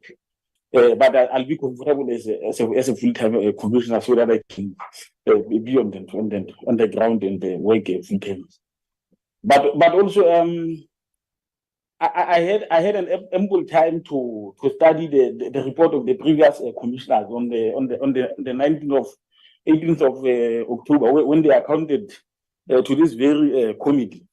And one of the former commissioners or the outgoing commissioners also made that submission that there is no distinction in terms of the full-time commissioner and the part-time commissioner. Even the act is silent in that regard.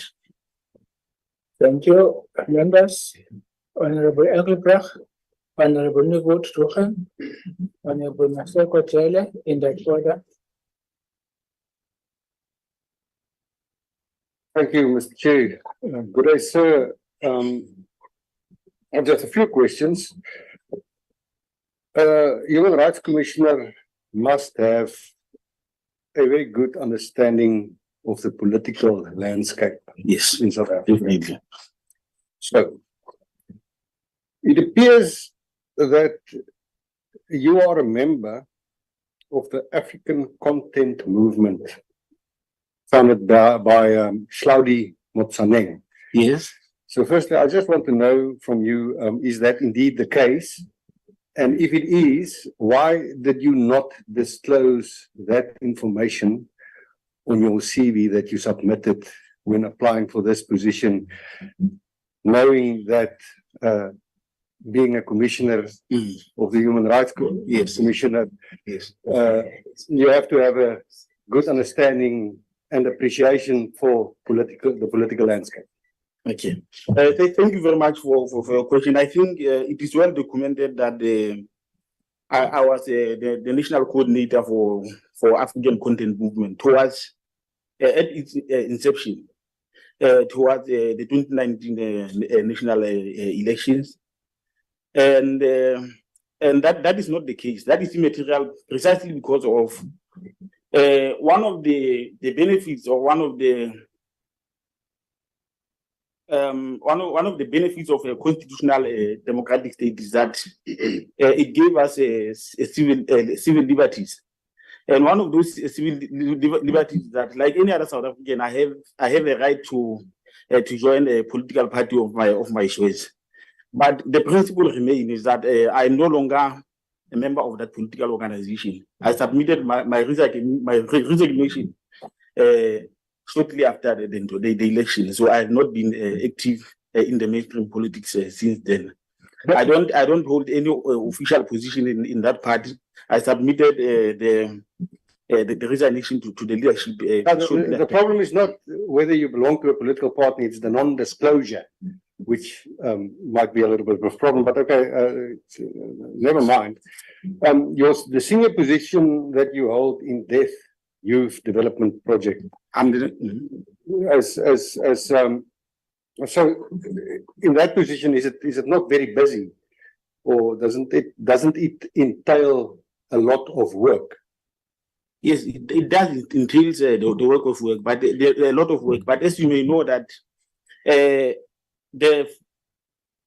functions of the civil society organizations or the non-profit organizations is determined by the size of the budget of the institution. If there is a sufficient budget in the organization, we'll then be able to execute more advocacy and awareness programs. But yes, our organization is quite busy. We are engaged in many advocacy and awareness campaigns. In actual fact, we are part of this. Of the many disability organizations, including the Deaf Federation of South Africa, the Disabled People of South Africa, and many others. When we made a clarion call to this very committee that we in 2016, the 1st of September, that we demand sign language to be the 12th official language, and obviously the committee had to do a feasibility study and all of that. But yes, our organization is busy. Now we are busy with the sign language campaigns, since the sign language is now the reason why I'm asking this is because you've indicated here that you've been in that position since 2017. Now, since 2017, you have studied, you held a job as an educator, and you are also an advisor to the South African Human Rights Commission. Yes. So there's a lot of things happening. Yes. Also, in your employment, I mean, you were in the Free State in 2016. Then you were in Gauteng in 2018 until 2020. Yes. And then you moved to the Northwest from 21 to 23. So there's a lot of stuff happening. That's why I'm just asking in terms of your time management and where do you get time to do all of these things? Correct.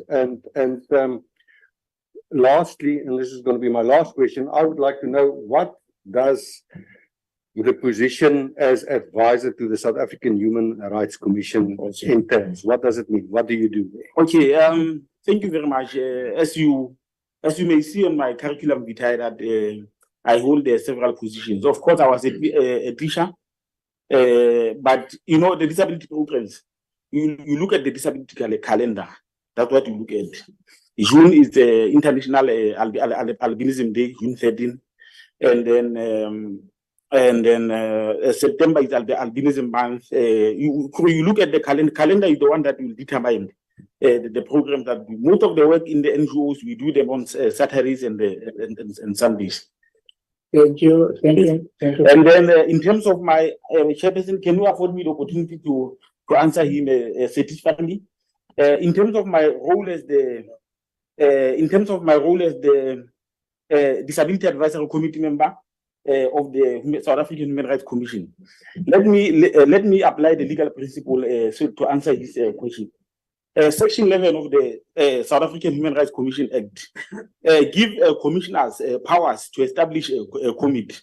So the commissioner who is responsible for the key portfolio area of disability to advocate Malachi, establish the Disability Advisory Committee in terms of the Act and appointed us. Our role, one, was to ensure that we advise the commissioner on the policy. Can you be brief, sir?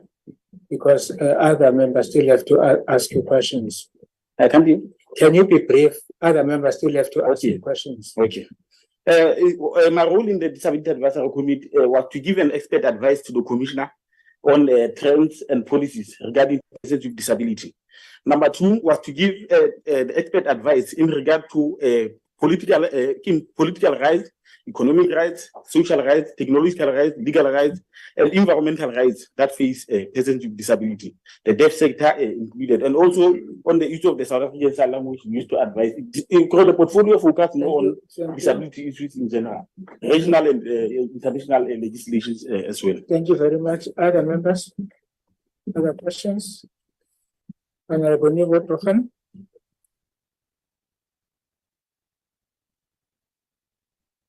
Hi, Ms. Tele. Nice to see you here. Hi.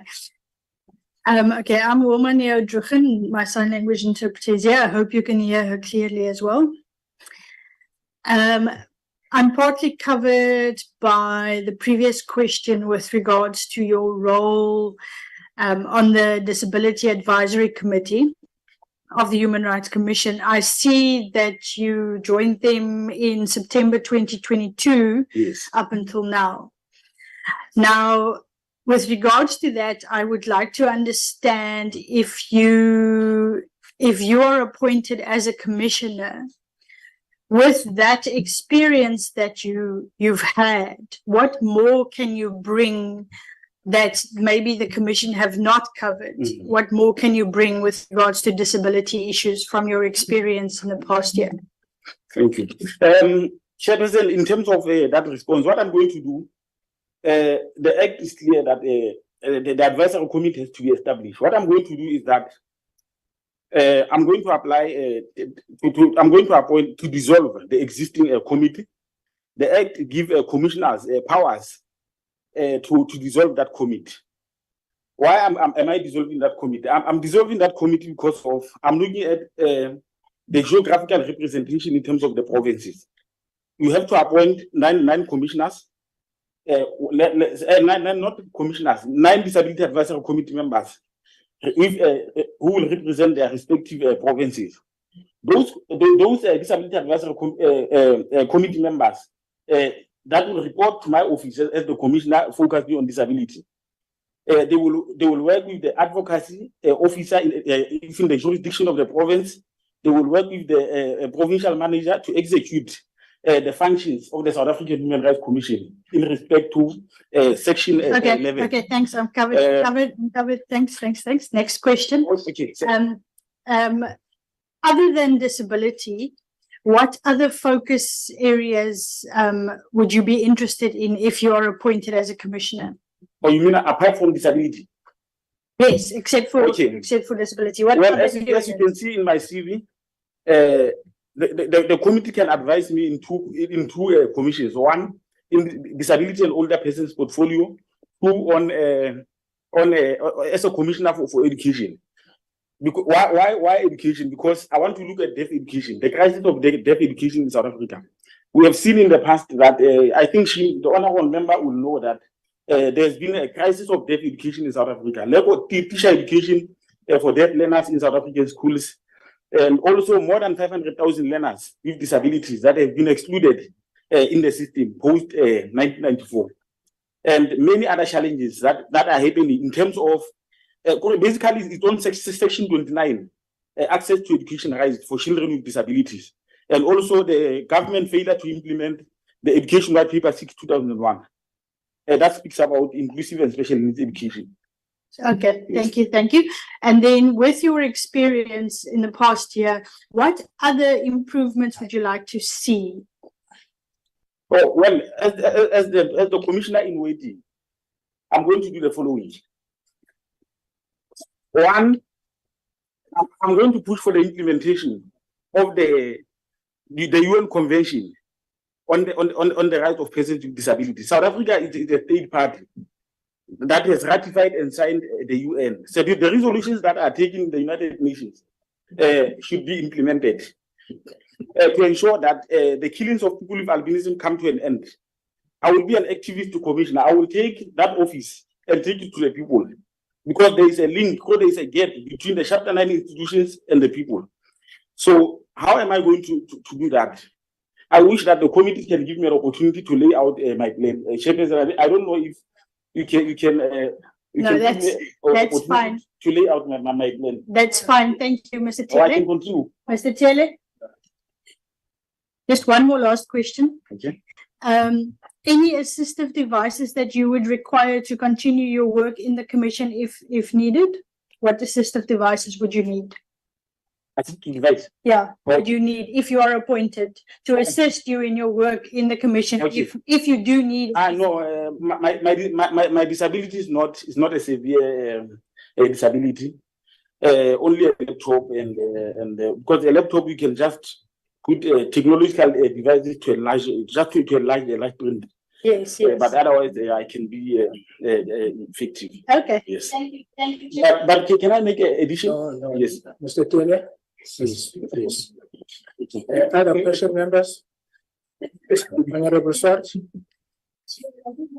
Oh, yes. Apologies. Yes. You will be after him.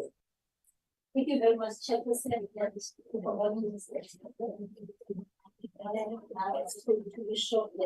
Honorable, can you use your mic? Oh, sorry, it's like if I can have my thinking. Okay, good morning, Mr. Taylor. And thank you very much for the answers that you have given, because it has just given me my job.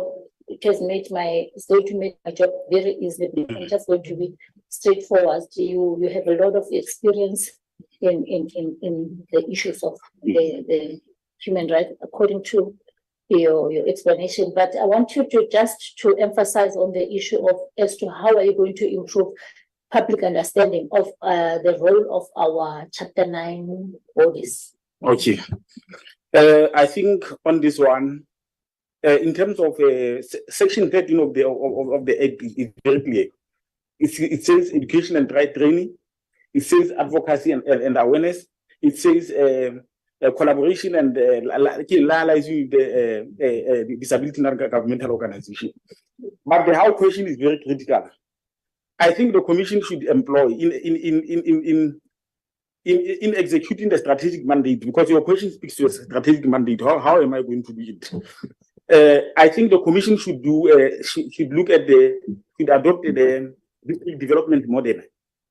Because within the jurisdiction of a district, you can find a special school. Within a jurisdiction of a district, you can find a mainstream school resource center, public schools, disability non-governmental organizations, municipalities, and the civil society organizations.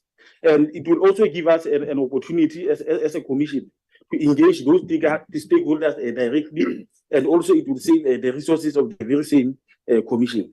So if you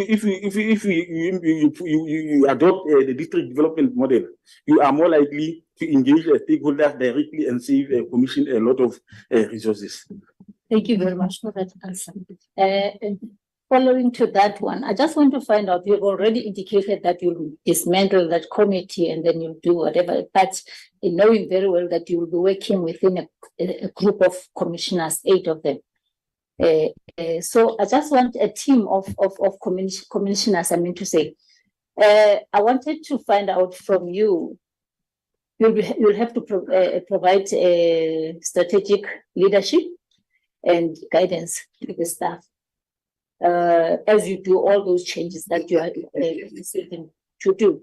How would you evaluate your interpersonal and communication skills? And also provide examples of your use of those skills in previous employment. In terms of the because what we are speaking about is institutional. Can you repeat the word?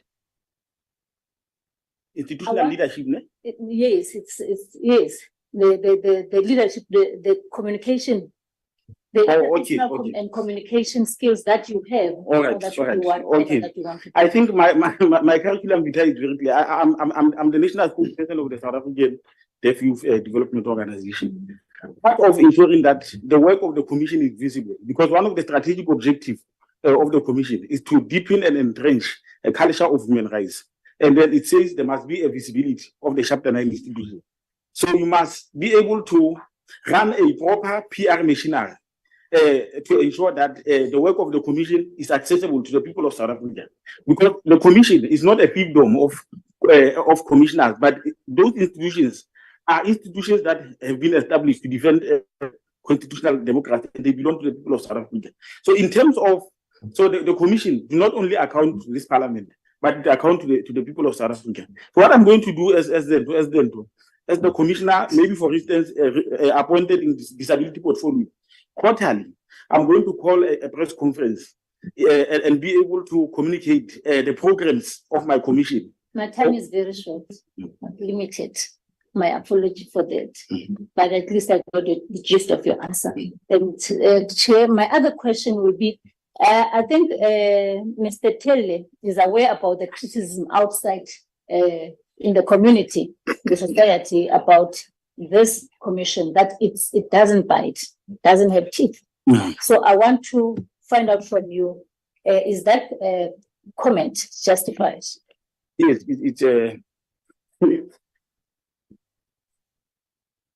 yes, yeah, I can say it's justified precisely because of the work of the South African Human Rights Commission is not visible in the communities.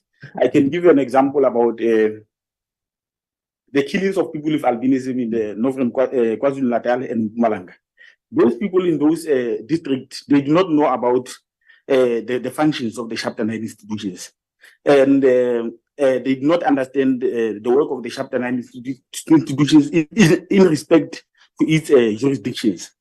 I've had an opportunity to engage a few South Africans. They think that, to ask them, what do they think about the South African Human Rights Commission? They say the South African Human Rights Commission is an institution that deals with issues of racism, and that's when you see them appearing. That's why I mentioned in the point that you must run a PR machinery consistently to communicate with the people of South Africa. Lastly, one. Okay. Thank you, Chair. Thank you. Thank you very much. Honorable Swart, we are noted, Honorable. Thank you. Thank you, Chair. Thank you, Mr. Chair. Taylor, you have a passion that is very visible to promote disability rights, albinism rights. Yes. And I noticed from the answer to your question there that you, let me just give you an example, which is very passionate about an object that is practical. I will be the type of commissioner who will visit all public schools faced with psychological challenges like crime and violence, Christian schools, etc., etc. Now you've got a passion, but how would you seek to achieve these very noble concepts and aims, given the financial constraints that the commission has? Okay. The question that you're asking me is in respect to the strategic leadership, in respect to the PFMA, the Public Financial Management Act. No, it's about the constraints that the commission has, the budget. Yes, I'm answering that question because you cannot discuss the budget without mentioning the PFMA.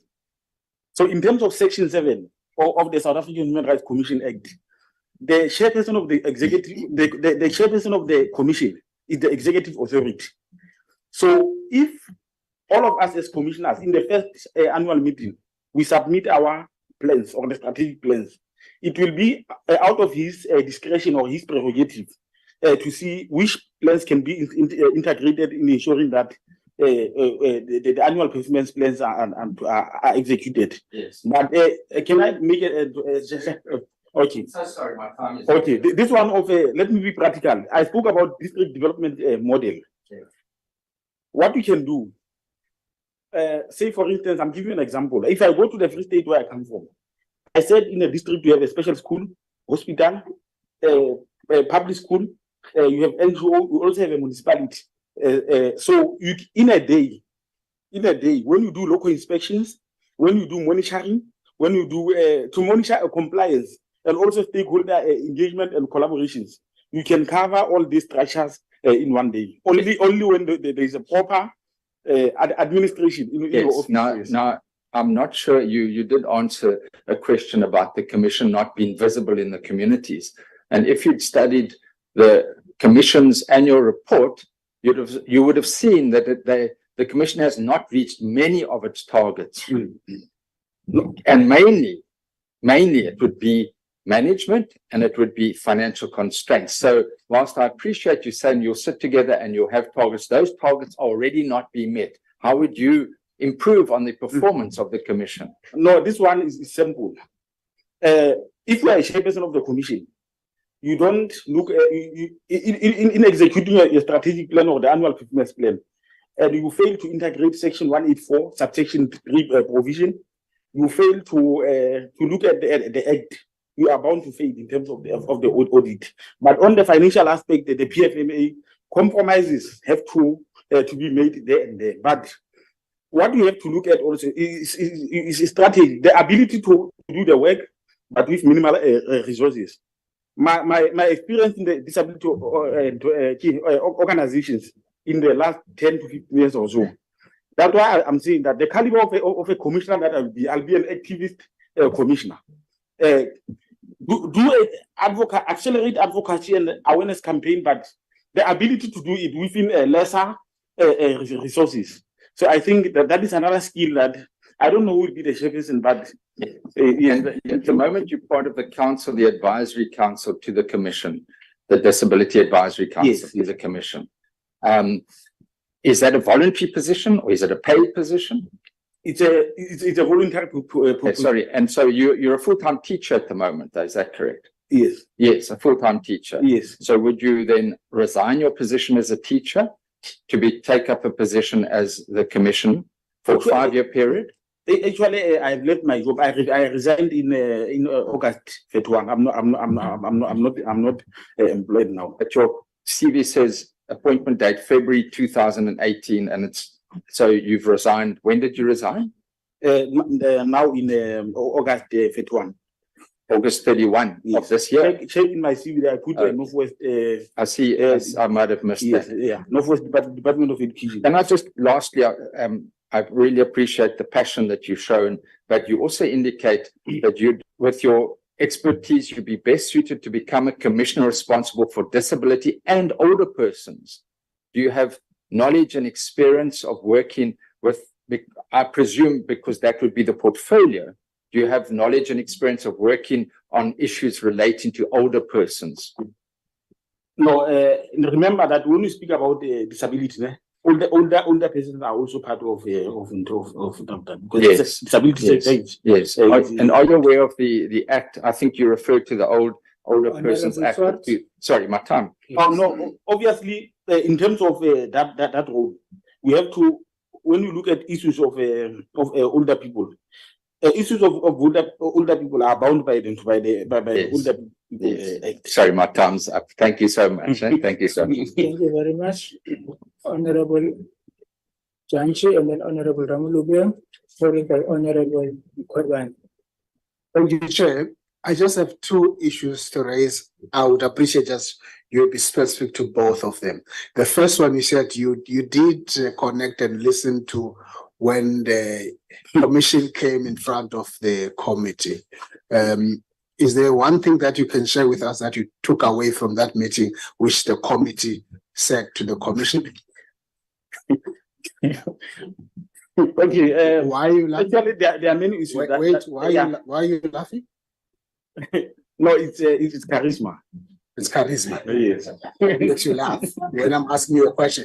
Okay, no, let me answer a question. Apology if there is I was surprised about I didn't know because anyhow, it's just charisma.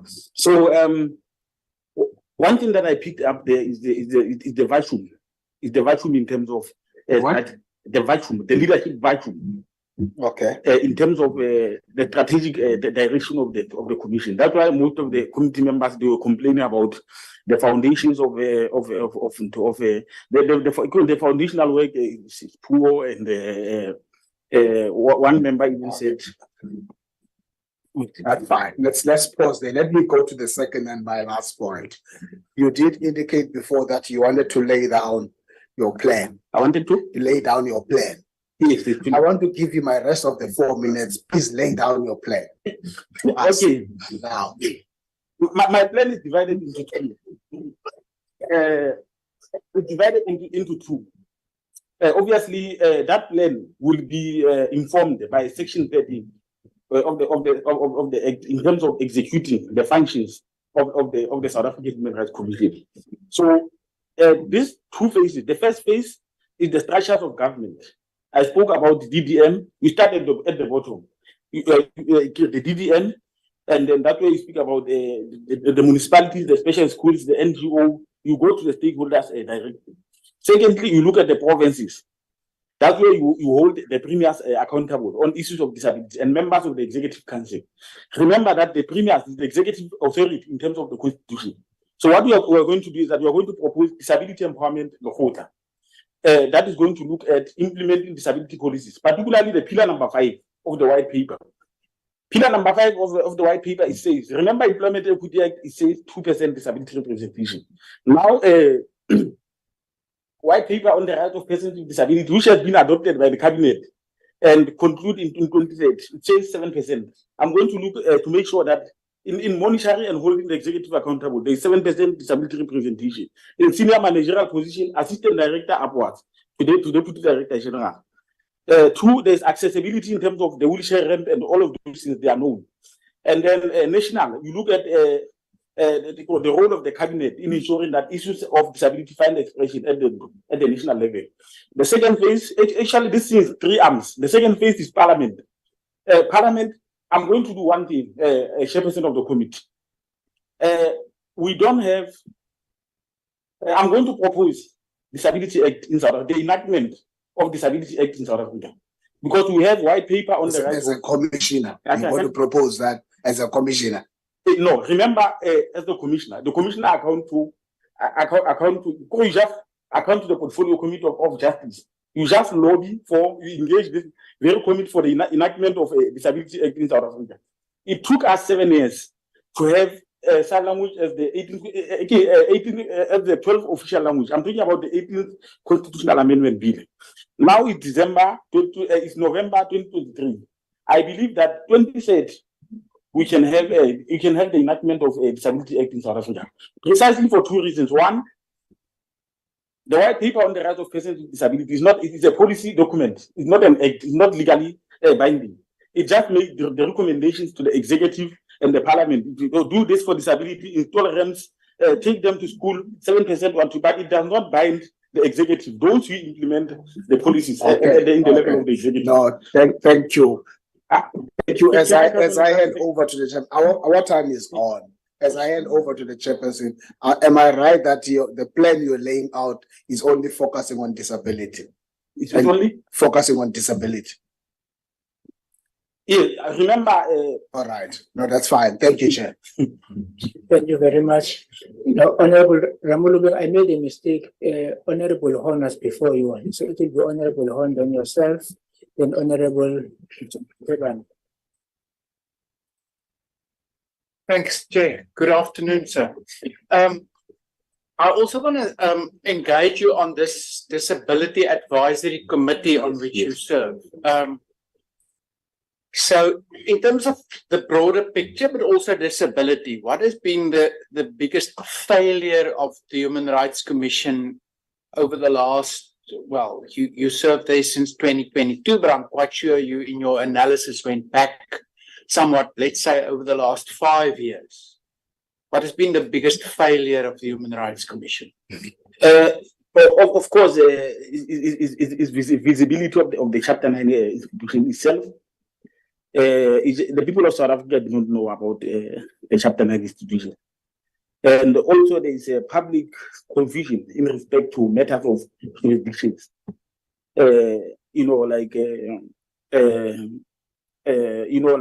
South African Human Rights Commission, the Section 15 is clear on the investigation. But those provisions, legislation provisions, are not known out there. Like I said, the people of South Africa only know the Chapter 9 institution as an institution that deals with matters of racism. The visibility of the Chapter 9 institution has been the biggest problem, and that has eroded the confidence of the public on the Chapter 9 institution.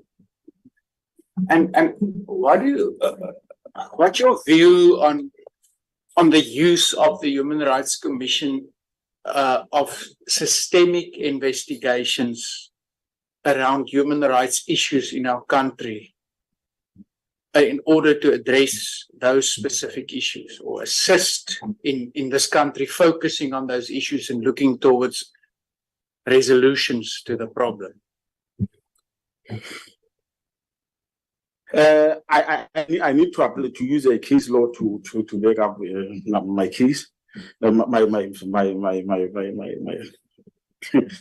don't know if to reference. I should reference the Madibi case. But there's a resistance from the executive in respect to the implementation of the recommendations of the Public Human Rights Commission when the investigations are done in the schools, in government structures like municipalities, which are ridden by corruption and all of that.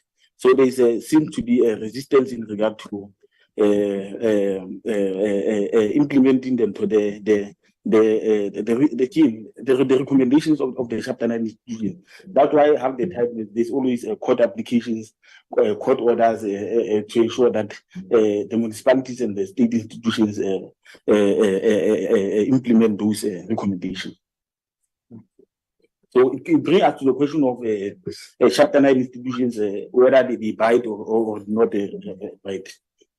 Okay, and then when you talk about the visibility of the Human Rights Commission, what are we to make of the fact that, for example, we're still awaiting their report into the July 2021 unrest in KZN and Gauteng, and we're still awaiting their report on the systemic issues plaguing water provision to South Africans based on, I think, a number of complaints, but essentially their Mpumalanga hearings more than 2 years ago. What does their inability to finalize those investigations, what does that mean for their credibility, and how will you address that if you think it's problematic? I mean, you have a 7-year not patience with new legislation, so maybe you have a lot of patience with that type of report as well.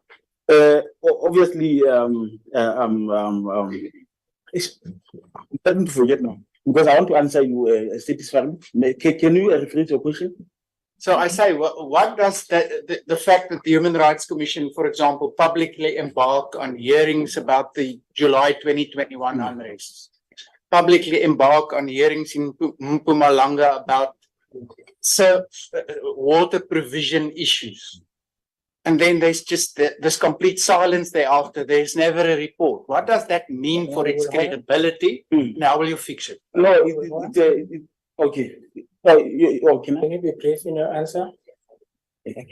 Can you be brief in your answer? No, it speaks to the leadership question. Like I said, the chairperson of the commission is the executive authority in terms of Section 7, and then the CEO is the accounting officer in terms of the Act, the CFO, COO, all of those things. There should be a synergy and the cooperation between the executive of the commission and the commissioners. Thank you very much, Honorable Ramulubeng. Thanks, Chair. Good afternoon, Mr. Tiele.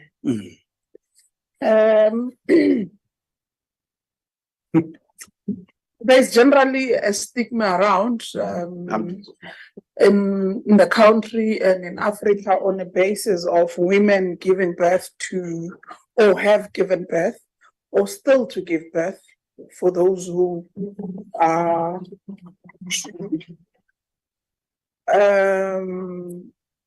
to women who will be given birth or have given birth to kids with albino. And there's just a bad stigma that they will be accused of bringing chaos in the families to such an extent that they get disowned by families. They get bad treatments in the community and so forth and so on. What has become your role in educating society that it's okay to give birth to an albinism? Okay. In respect to the killings, a position has been adopted in the United Nations through a document which is called the L25 Declaration. In actual fact, that submission was made by the former, it's an advocate, former deployee, like an ambassador of Somalia to the United Nations, Advocate Mohammed Yusuf Baribari. who made a submission in the United Nations Human Rights Council on the June 13, 2013. What is your role? What has been your role? I have to give you a background so that when I articulate my role, so that it is informed by a legal framework. So our role in the non-governmental organizations, we have been involved in. I'm part of the National Albinism Task Force. I'm part of various albinism organizations. So we have been actively involved in exploring Section 17 public demonstrations, the pickets, the march, to hold the executive accountable, to fight for access to healthcare, to fight for access to education, access to employment, and making sure that the killings of people with albinism come to an end. Mr. Tiele, my question is, what has been your role in educating society that it's okay for women to give birth to kids with albinism? No, remember, in terms of educating society, the women that we are talking about, they are part of our programs. Mothers with children with albinism, the community in general. Our NGOs, we don't exist in isolation. We coexist with a broader society and integrate everyone, including all of them, the stakeholders. So that subject matter is a subject matter that is integrated as part of the whole core that I mentioned. I'm not satisfied with your answer because of you just went everywhere, and I needed you to be specific on what role or what advocacy are you playing to educate the community. But outside that, if you would be appointed as a commissioner, what legacy are you going to build outside advocating for disability and albinism?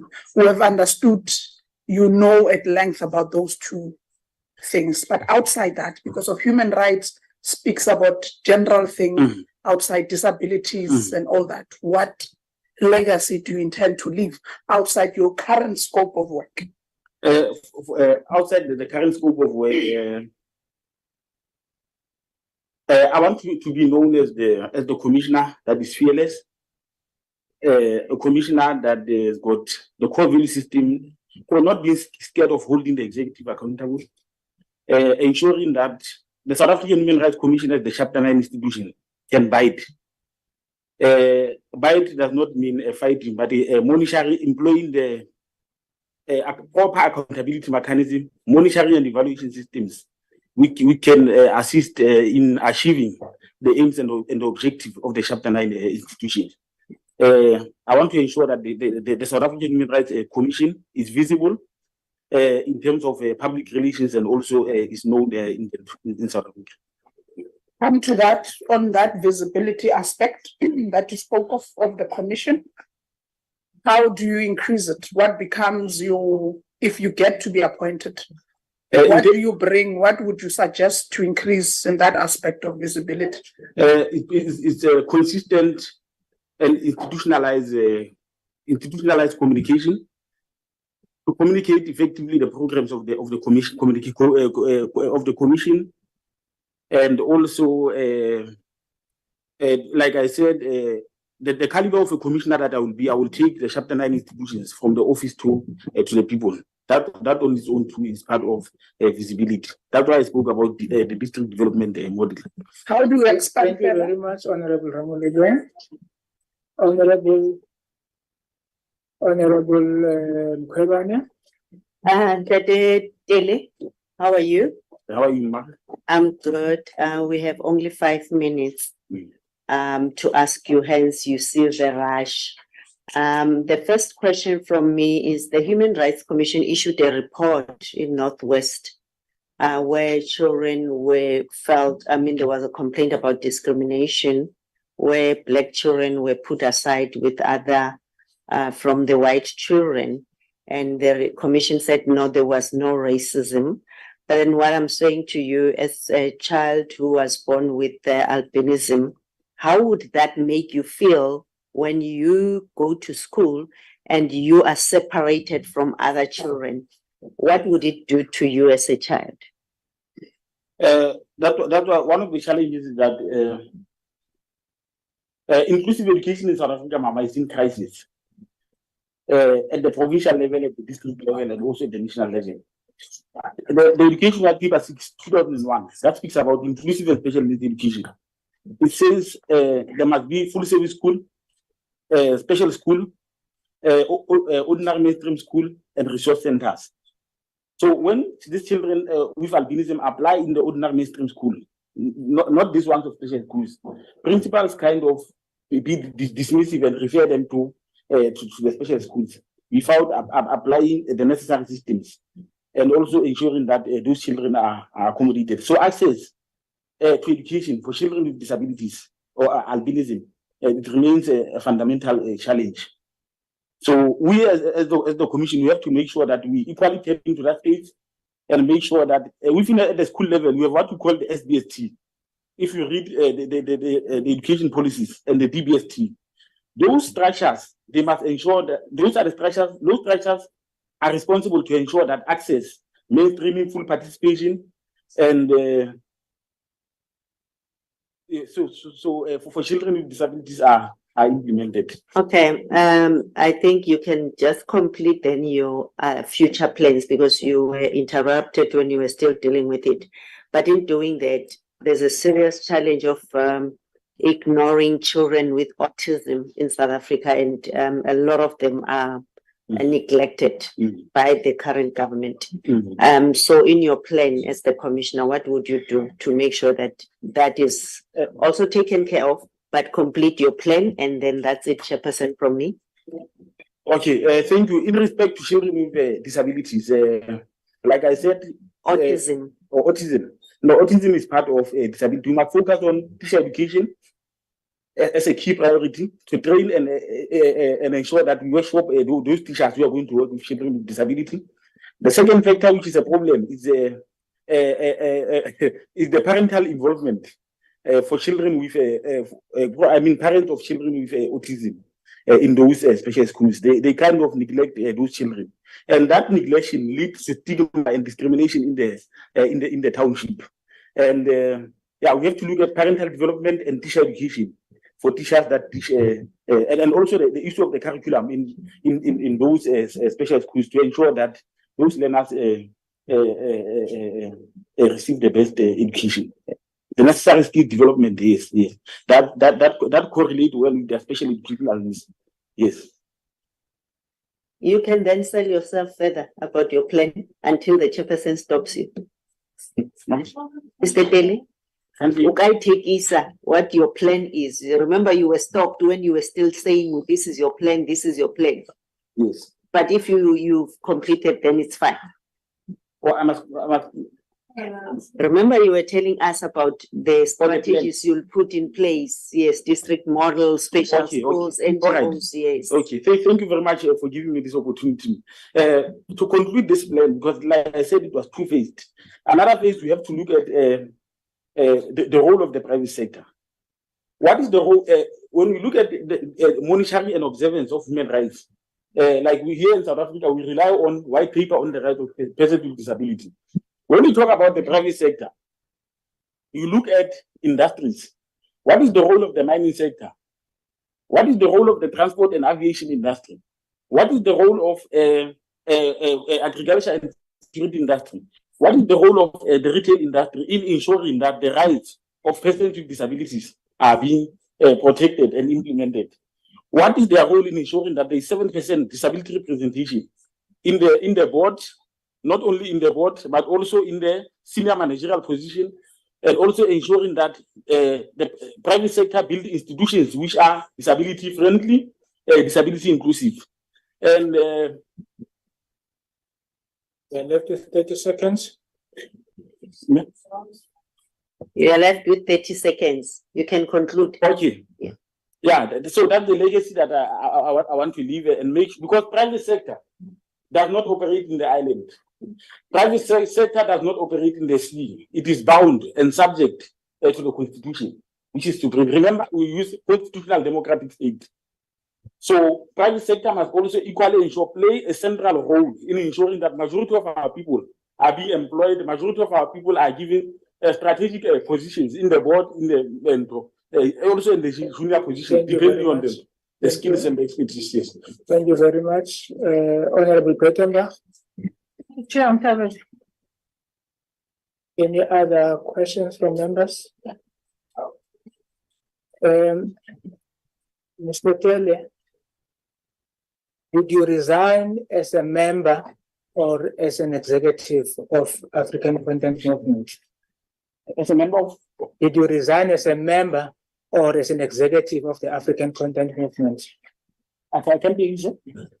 Did you resign As a member of, ACM or as just a member of the executive? no, I resigned both as a member of the executive. I also resigned as a member of the political organization.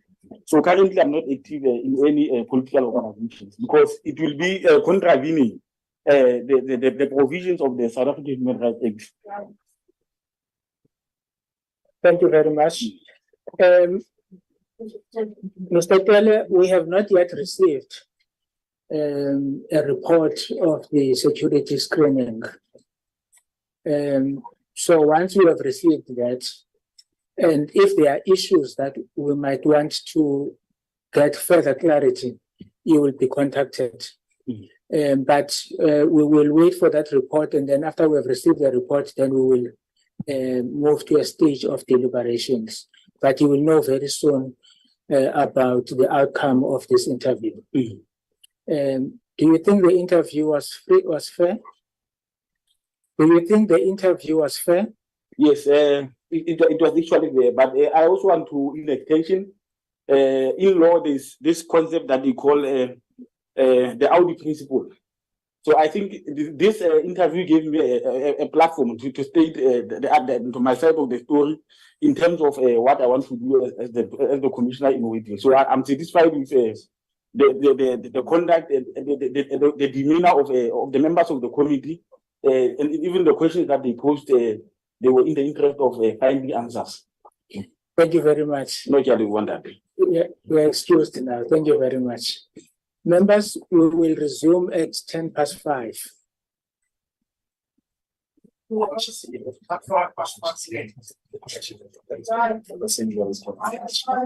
I'm told that there is lunch at the Old Assembly Restaurant for members, and the candidate, you are also invited to lunch.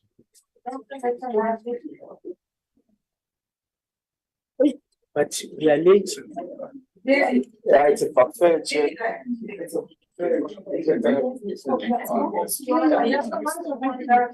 I'll the duty number this and then the applicants go and I can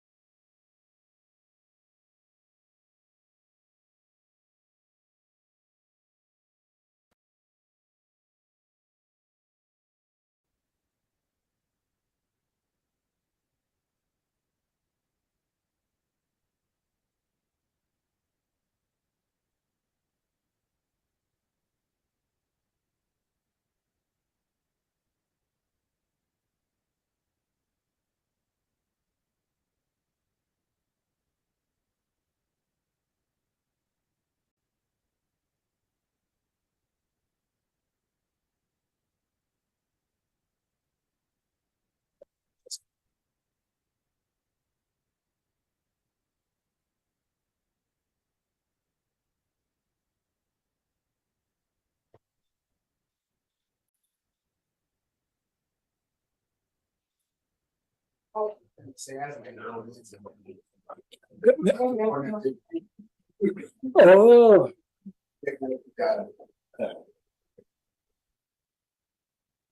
Good afternoon, Mr. Simo.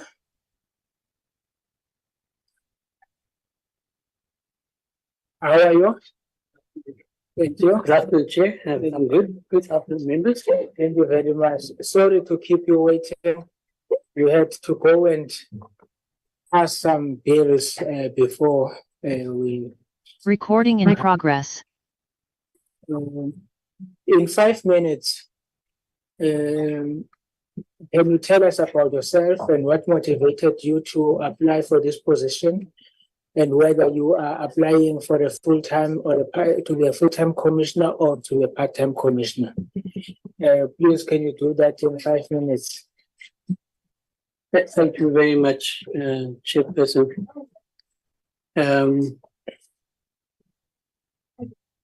I have had a career as Honorable Bedonga.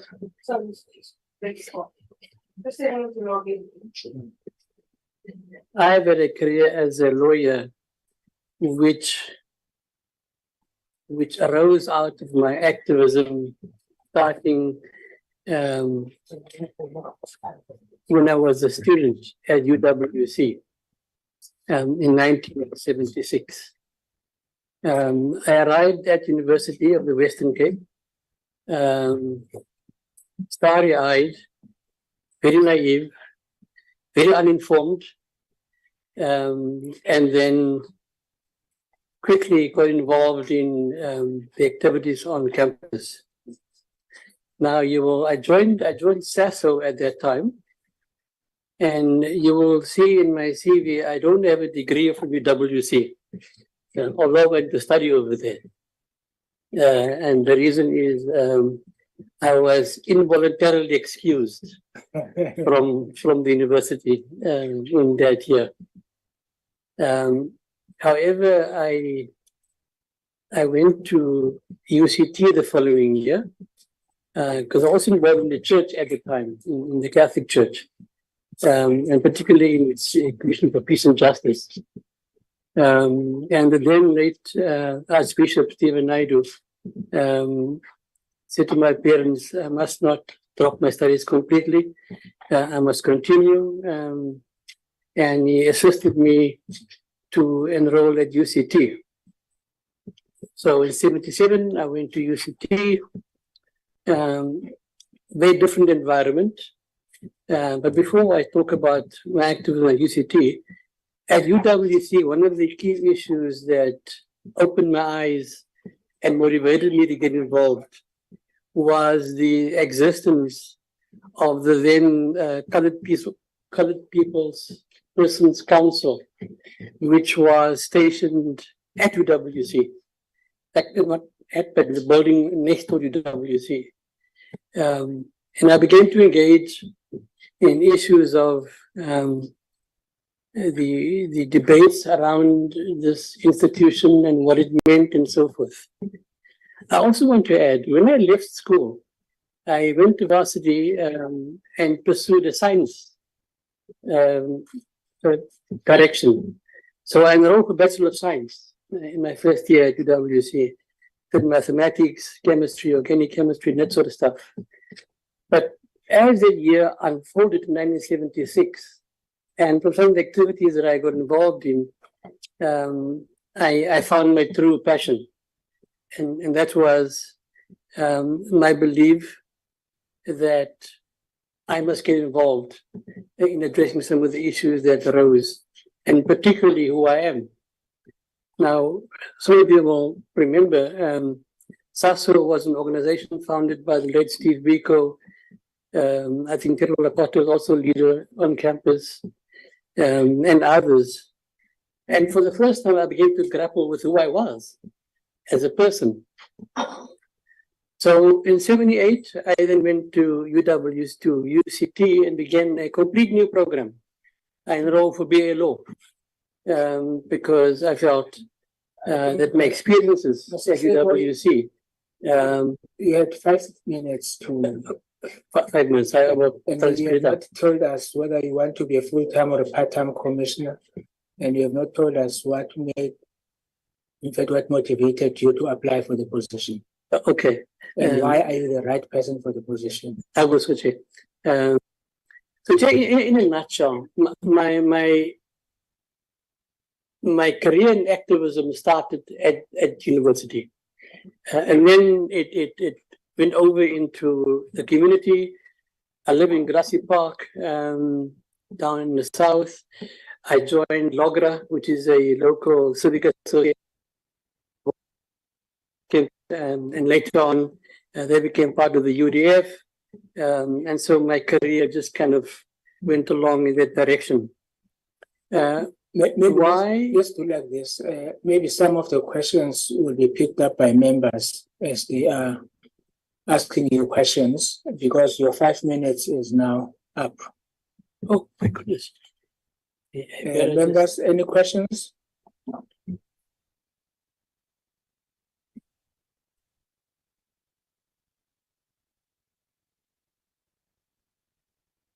Honorable Horn. Thank you, Chair. Good afternoon, sir.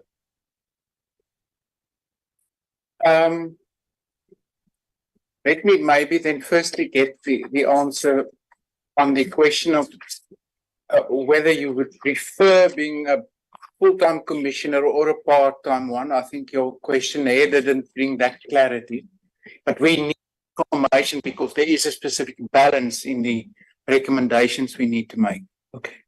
No, thank you, Chair. Chair, I would prefer a full-time position. I prefer to make a clean break from law practice. I don't believe you can be a part-time human rights commissioner, by the way. But if the commission decides, because of its balance and so forth, and I'm worthy of consideration, and they'd say, look, when we can only offer you part-time, I would not say no. Thank you. From your questionnaire, I get a strong sense, and you make the statement you've been a de facto human rights commissioner all your life, that your understanding of that role then turns primarily on advocacy and campaigning for important human rights issues. But of course, if one studies the act and the role of the commission, there's more to it than just that. What are the other, I want to say, branches of responsibility for the Human Rights Commission in performing their duties? Yeah, no, the act sets out very clearly what are the objectives, what's the role, and so forth. And the other two branches focus on protection and observance and assessment of how the country is developing its human rights culture. But those are clearly outlined in the Act. So in terms of protection, there is this perception that the Human Rights Commission is not very effective. Some say it's to an extent a toothless body. Would you agree, disagree? I don't agree with that. In fact, I think the Commission has done fairly well when it came to protection, investigating human rights abuses, taking up human rights cases. It's gone to court a couple of times. A recent decision around jurisdiction of the courts with the banks was a very good one in my view. So I don't agree that the Commission is weak when it comes to protection. Even observance, I saw the reports it has done over the past couple of years, coming to Parliament, also very good. But where I do think the Commission is weak is on the promotion of a human rights culture. So yesterday, I don't know if you saw the report of two students, a boyfriend stabbing the girlfriend 11 times. It says to me there is a culture of violence in our country. And so therefore, it begs the question, well, where is our human rights culture? Okay. And what do you think should the Commission do to try and build that human rights culture? I think, Chair, the Commission has been able to obtain what I call formal legitimacy. But I think where it is not done very well, it is acknowledgement and awareness in the eyes of the ordinary citizen, the ordinary member of the public. I think that's where the commission has struggled quite a bit. The auntie in the Groot Brak who came to me complaining about the fact that this one company wants to take away a house, Groot Brak River. No, the commission, even though she's about to suffer an indignation of having been evicted from a house she's occupied for 30, 40 years. And that to me is an example of where the commission really has to begin to focus. The ordinary citizen, the most vulnerable citizen in our society, need to have in their minds and in their mentality, we have a commission for human rights I can go to and have my problems addressed. I don't think we've done very well there. Right. Thank you, Chair. Thank you very much, Honorable Hon, Honorable President.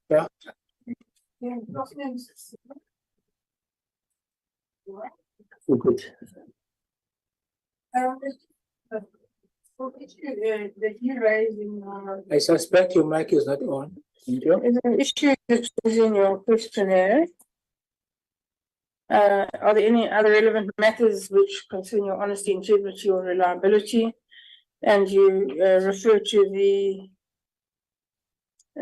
matter when you were a member of the SAFA Executive Committee and were accused of trying to solicit sexual favors from an intern.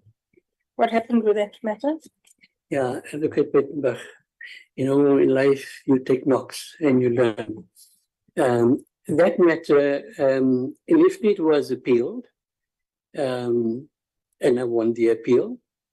Now the constitution of SAFA provides that there's an inquiry out somewhere, an investigation, that then gets taken to a Congress. And then the person who is the subject of the inquiry also has an opportunity to come and address Congress as to why the allegations have no merit. That never happened. There never was a Congress. Of course, I threatened legal action and so forth, and it just died. But the damage was done. Were you ever convicted of anything? Were you charged criminally? No, I wasn't. In fact, Advocate, I insisted, take it to the criminal courts. Okay, we have limited time, so you were not charged. And the young lady in question didn't press the matter further. No. Okay. And then you say you would actually like to make a clean break with the legal profession and concentrate on this as a full-time job. But you know, looking at your questionnaire, you've been sort of in and out of the legal profession. A profession that you're happy with. Do you not like being a lawyer? Well, it's not quite like I've been in and out. I spent some time. I'm a footballer also. I must mention that. Sure. And so on the World Cup phase, prior to the World Cup and at the World Cup, I was involved full time in the World Cup as a legal advisor for SAFA. But other than then, I spent some time, about 5 years when I came back from the US. 5 years I spent at university, doing some teaching and research and so forth. But throughout that period, I've never had my feet out of law practice. Okay, but you've changed jobs quite a lot. And you've been with 1, 2, 3, 4, 5 firms, including your own. Yeah, Advocate, you will of course appreciate how our law firms morph. You know, people get together and then somebody leaves and someone takes over and it's a new firm and so forth. So you're not necessarily going from Old Mutual to F&B Bank. None of these morphed. None of these morphed as it appears here. Gerald Holmes attorneys did not become E.W. Domingo attorneys. And EW Domingo attorneys didn't become Simo attorneys, and Simo attorneys didn't become Lano K attorneys. So they didn't morph. Well, General Holmes was my articles. Okay, So when I was done there, I had to find employment. sure. I then went to Mr. Domingo. Yes. He then died some years later. Lucky of him, yeah.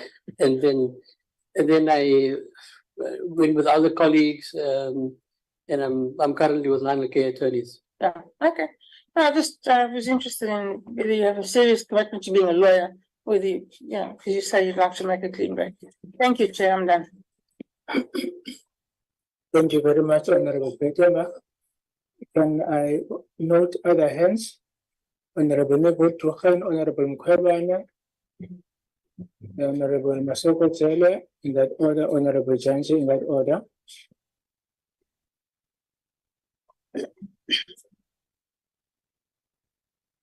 Thank you, Chairperson. Good afternoon, sir. Mr. Simo, I'm Womanio Druch, and you can look at me. I have a sign language interpreter voicing for me, Trudy. I'd like to know, if you are appointed as a commissioner, what improvements would you like to see in the Human Rights Commission?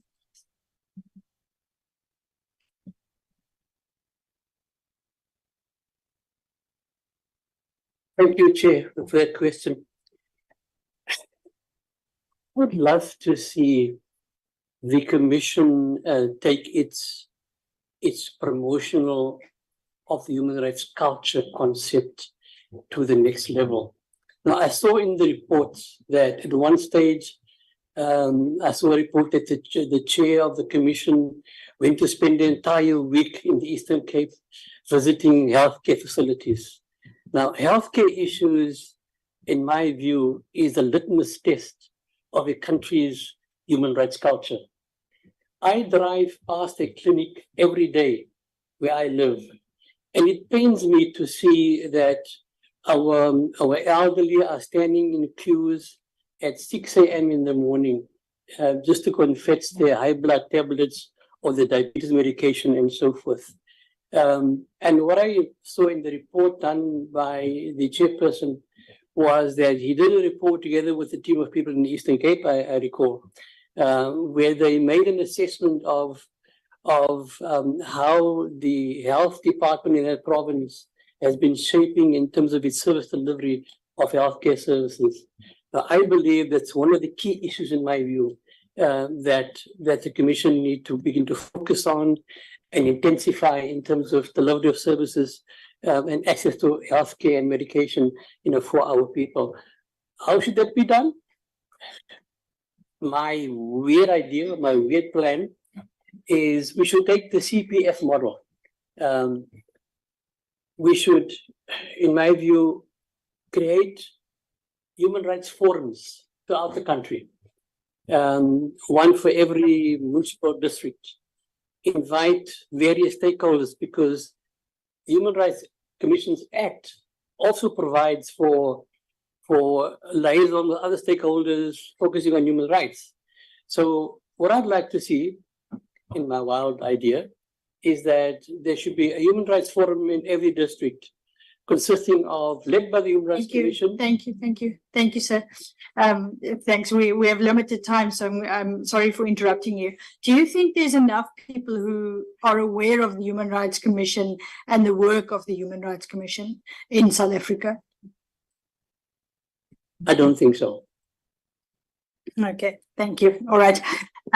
What focus areas would you yourself like to focus on if you are in the Commission? I would focus on, if I'm allowed, on socioeconomic rights, right to education, right to healthcare, right to environment in particular. And if I may, Chairperson, the environment issue is very close to my heart. I always decry the fact that in so many areas, township areas, there's a lot of dirt. And our people have to suffer the indignity of having to walk past and through a lot of dirt and rubbish and so forth. which you will not find in the more affluent areas.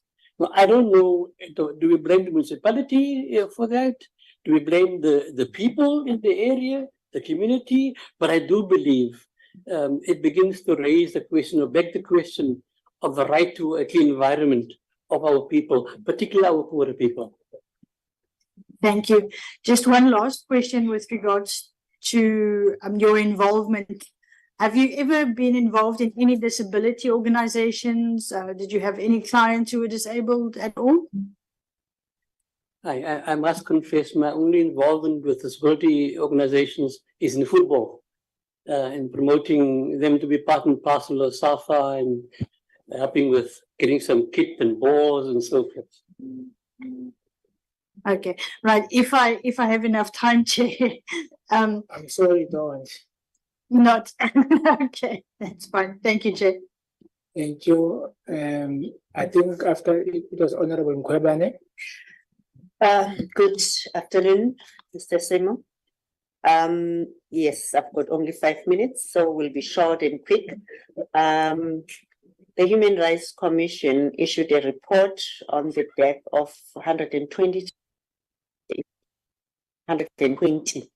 So one life is too many of a child. Don't you think they were not effective? They didn't act speedily? Because earlier you said you are happy with their performance, but then, I mean, they waited for 120 children and around 1,000 of those are still suffering under hunger. So what's your view about it? I agree that the time taken, I remember the incident, I saw the reports, could have been much better. But if you have an organization, and the way I understand what I read and what I hear, and I talk to commissioners and others in the know, is the issue of funding constraints of the commission. And it's an issue, if we're going to become far more effective, Honourable Member, I believe that will have to be addressed, because that should not have happened. We should have been able to pick it up within a matter of weeks and get it addressed. But now if you say funding, what does funding have to do with it? If we have a commissioner responsible for the Eastern Cape, what would you do differently if you are a commissioner there? Well, if I was a commissioner, I think I would probably have, firstly, I would ensure that I know all the role players within the province and within a particular area. And I would respond a lot quicker, especially with that kind of tragedy. And I think to begin an engagement much sooner and not wait until somebody comes to me with a report. The other question, now we live in a fourth industrial revolution area, and I mean, we've got a lot of young people who don't know about the organization. How would you make sure that you make them aware about the existence of the South African Human Rights Commission? Yeah, I think part and parcel of my human must also include schools, school governing bodies, life orientation teachers. I know DBE has made some efforts and some strides in getting the curriculum to be adjusted at schools. I'm personally part of a school, so I know that and engage with our LO teachers around that. But I do think that in order for young people to become more human rights conscious, and our values of respect and so forth, that kind of process must be fast-tracked, in my view. The engagement must be on an ongoing basis. And I think a lot more engagement, a lot more promos, human rights, for example, Human Rights Month. I would like to see a competition, a debating competition. Thank you. Yeah. Farm dwellers, farm workers, and the children in the farm schools who are facing serious discrimination, challenges, lack of resources. How would you deal with those? Again, I mean, there's with the house next to the river I mentioned earlier on in Grootbrak is the rural area. And because they don't know about the commission, there's no real interaction, there's no real engagement. What I'd like to see is, for example, our municipal councillors become a lot more involved in human rights issues. And I know they are constrained by the mandate in terms of the law. However, I think what the commission could do is to lobby for a change in the law and the role of municipal councillors, because they are the cold face of communities. They are right there, including rural areas. And if they are empowered and engaging in a forum with the commission, I think we can raise the profile of the commission and of the culture of human rights. On the issue of the failure by the state to implement the recommendations of the commission, what do you think is lacking from the the commission will do their work, issue a report, but then there's nothing which is happening. What should Parliament do to enforce or to assist the commission to implement, for the state organs to implement those? The commission is constrained by its powers in the Constitution and in the Human Rights Commissions Act. Mr. However, can you be brief, because the time for this is up? Can you try to? I will try, Chair.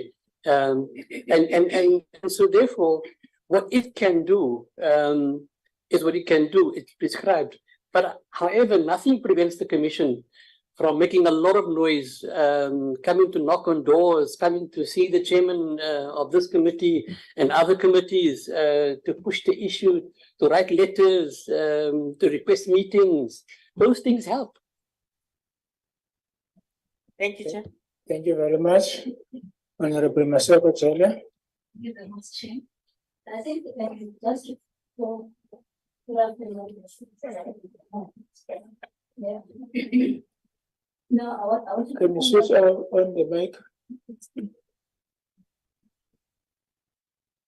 Yes, you have answered the question where you are citing the most important or significant human rights challenges the country is facing. But I just want to find out, you just answered partly on that question that there are ongoing challenges reported by Human Rights Commission. They are saying part of the problems that they are experiencing in which made them to fail. In fact, it's the failure. The part of the problems that they are encountering. It is the failure by the relevant parties to implement the Commission's recommendations. So I just want to find out from you, what can be done to remedy that situation? Chairperson, if lobbying, engaging, writing letters, writing emails don't work, then name and shame may help. But I want to believe in naming and shaming. I believe you can achieve a lot more if you engage and persuade the officials that they have those authority to, to look at things the way you do, and within the framework and paradigm of a human rights culture. It's engagement. The answer is in engagement. Okay, there are still a lot of problems within the society or the community in terms of them understanding the role of the Chapter 9 bodies. So my question would be, what would be your suggestion to assist or to the public to improve their understanding of the roles of these Chapter 9 bodies? Chair, I asked my wife yesterday when we were talking about me coming here. She actually asked me, have you ever seen a poster in our neighborhood which says the Human Rights Commission has this program or this project and so forth? Or even an advert in a local newspaper. We have local newspapers that come to our door. And I said no. And it made me think that perhaps in order for us to get to communities, our promotional work have to be stepped up a lot more, because that's when the culture of human rights will begin to take effect. At present, it's not felt by communities at grassroots level. And maybe our campaigns that 1 month should become 12 months that we have, and more competitions and moot courts and debates, among school children and so forth, to really get the message across. And if you happen to be chosen, you will form part of the team of the commissions. My question would be, how would you evaluate your interpersonal and communication skills? And also, in addition, please provide examples of your use of those skills in previous employment. How will I provide? How would you evaluate your interpersonal and communication skills? Yes. And then also, in line with that, you can just provide examples how you have used that in your previous employment. Thank you for the question, honorable member. But I think one of my strengths as a person is my personality, my belief in my values of integrity, dignity, quality. I'm able to work with diverse people, different languages, cultural groups, and I use that when I engage in teamwork. An example,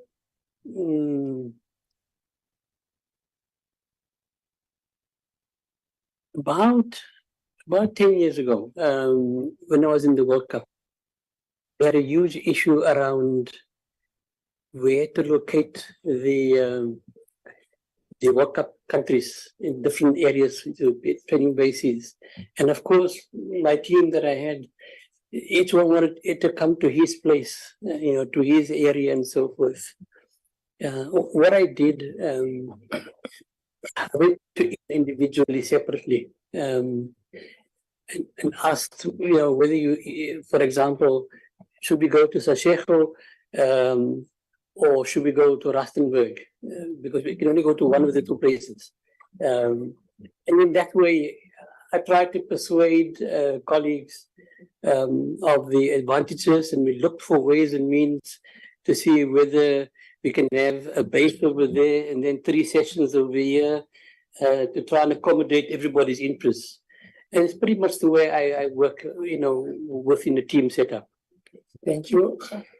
Thank you very much, Honorable Jancha. Thank you, Chair. Good afternoon, Mr. Simo. Just to put it on record, Chair, I know Mr. Simo. Just 2 areas that I need your assistance on. Can you share with this panel your understanding of 2 issues I want to read to you in the establishment and governing principles of all these Chapter 9 institutions? Subsection 2 says these institutions are independent and subject only to the Constitution and the law.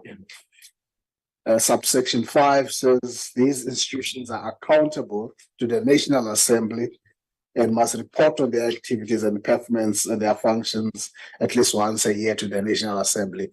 Where is the distinct difference between these 2 paragraphs I've just read to you? Yeah, thank you for the question, Mr. Janki.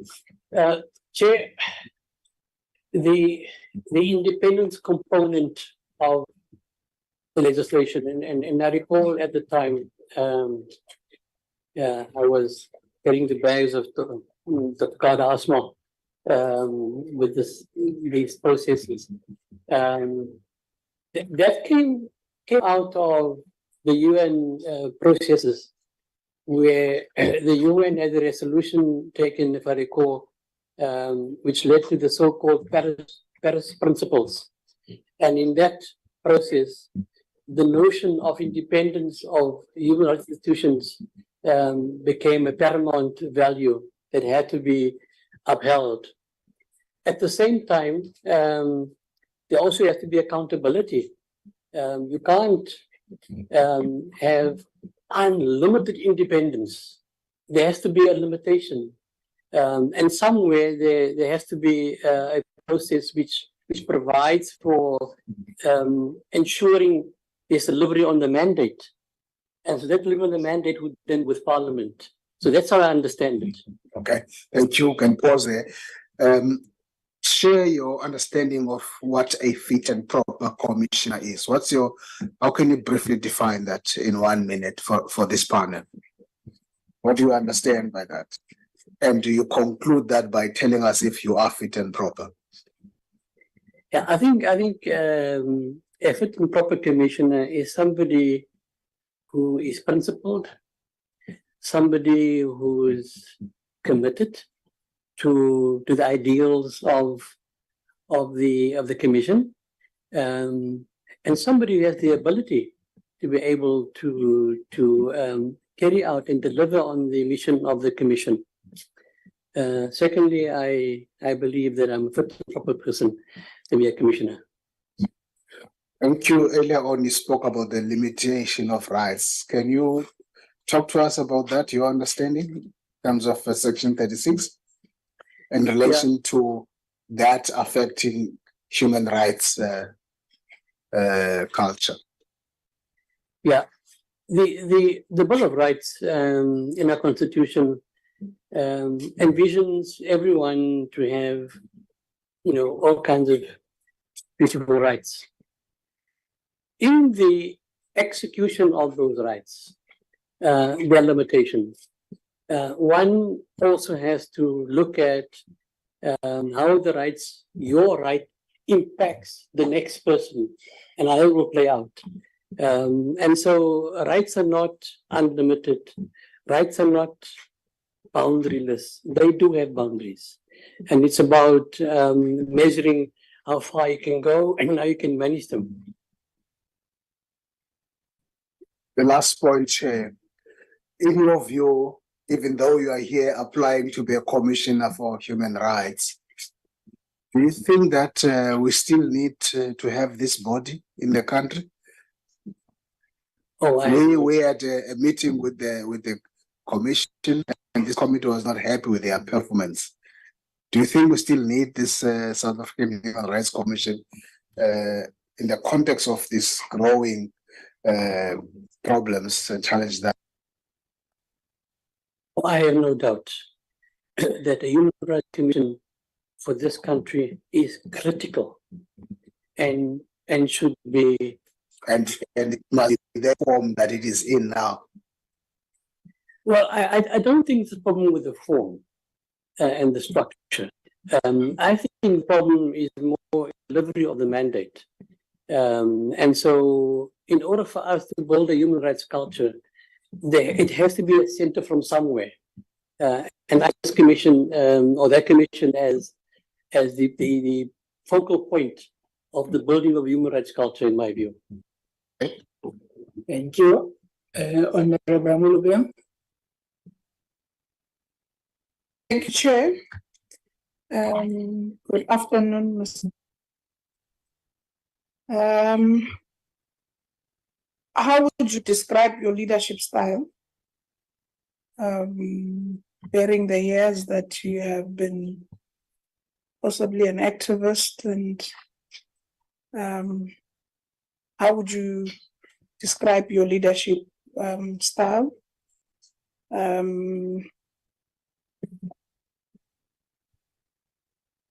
Sorry? I'm saying, how would you describe your leadership style? Yeah. Okay. I think my leadership style can probably be described as someone who leads by example.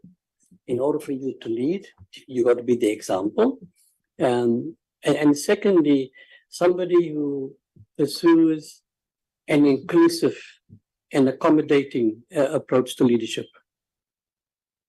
Accommodative meaning you'd be able to lead in a collective that you would at some times, if you're being accommodative, compromise to others. In that respect, I'll do a follow-up. Have you led other people outside your own qualities as a leadership successfully, in your own view? I believe so. I'm currently the chairperson of a school governing body, and we've taken the school over the last 4 years into something that the community is very proud of, out in Pelican Park. I was president of football in this province for a number of years, and in those years, we did very well, Bafana. The players we produced came out of this province. Where else? I've been a student leader. So I've had a fair amount of leadership experience.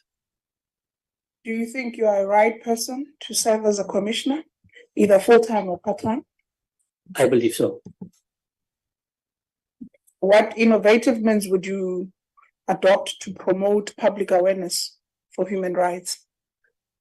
Well, I already alluded to my proposal of a human rights forum that will consist of various stakeholders with a particular emphasis on schools, educational institutions, people involved in teaching and learning, promoting the idea of engagements, academic activity around human rights and so forth, which I believe my strong point is.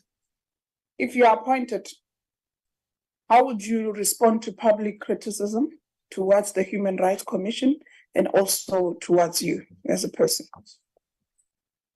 No, I think if you're a leader, you can take criticism.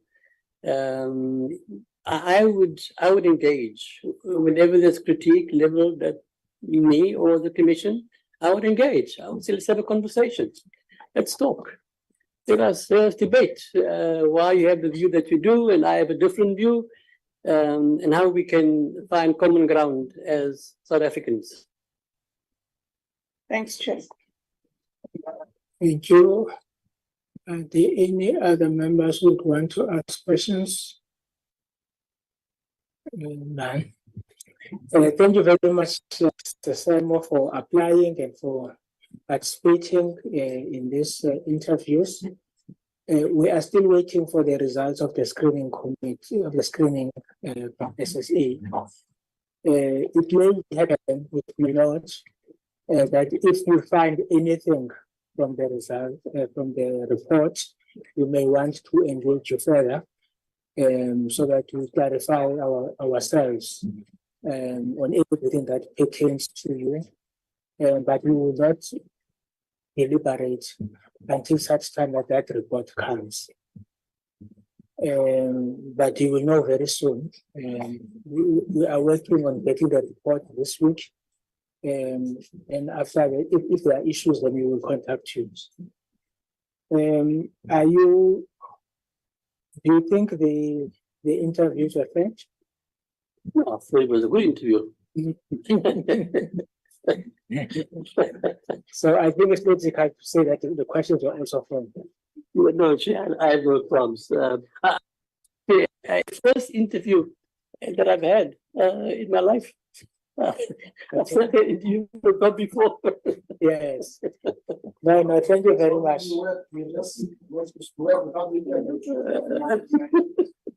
You employed yourself. Thank you very much. Can we have 5 minutes? 5 minutes.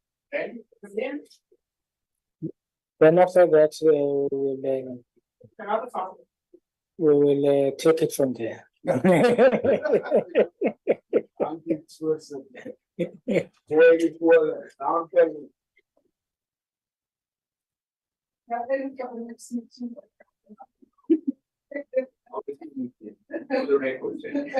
Yes, you were.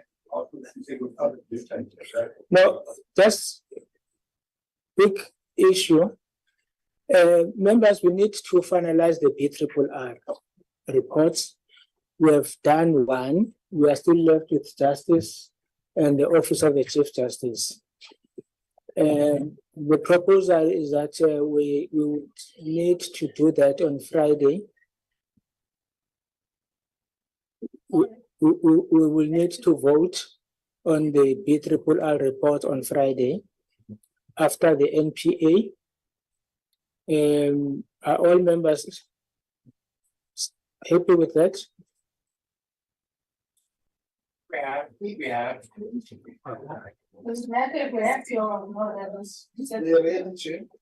Okay, so on Friday we will deal with the NPA amendment bill. After that, then we will deal with the BRRR reports. That's all. The conference is up Tomorrow morning, 9:30. Yes, tomorrow morning, 9:30. Yes, is it same venue? Same venue. Nice coffee, yeah. Nice coffee, yeah. No, thank you. Beans. Thank you. Where's the nice one? Yeah, we'll come tomorrow. How are you? The prayer was forsaken me.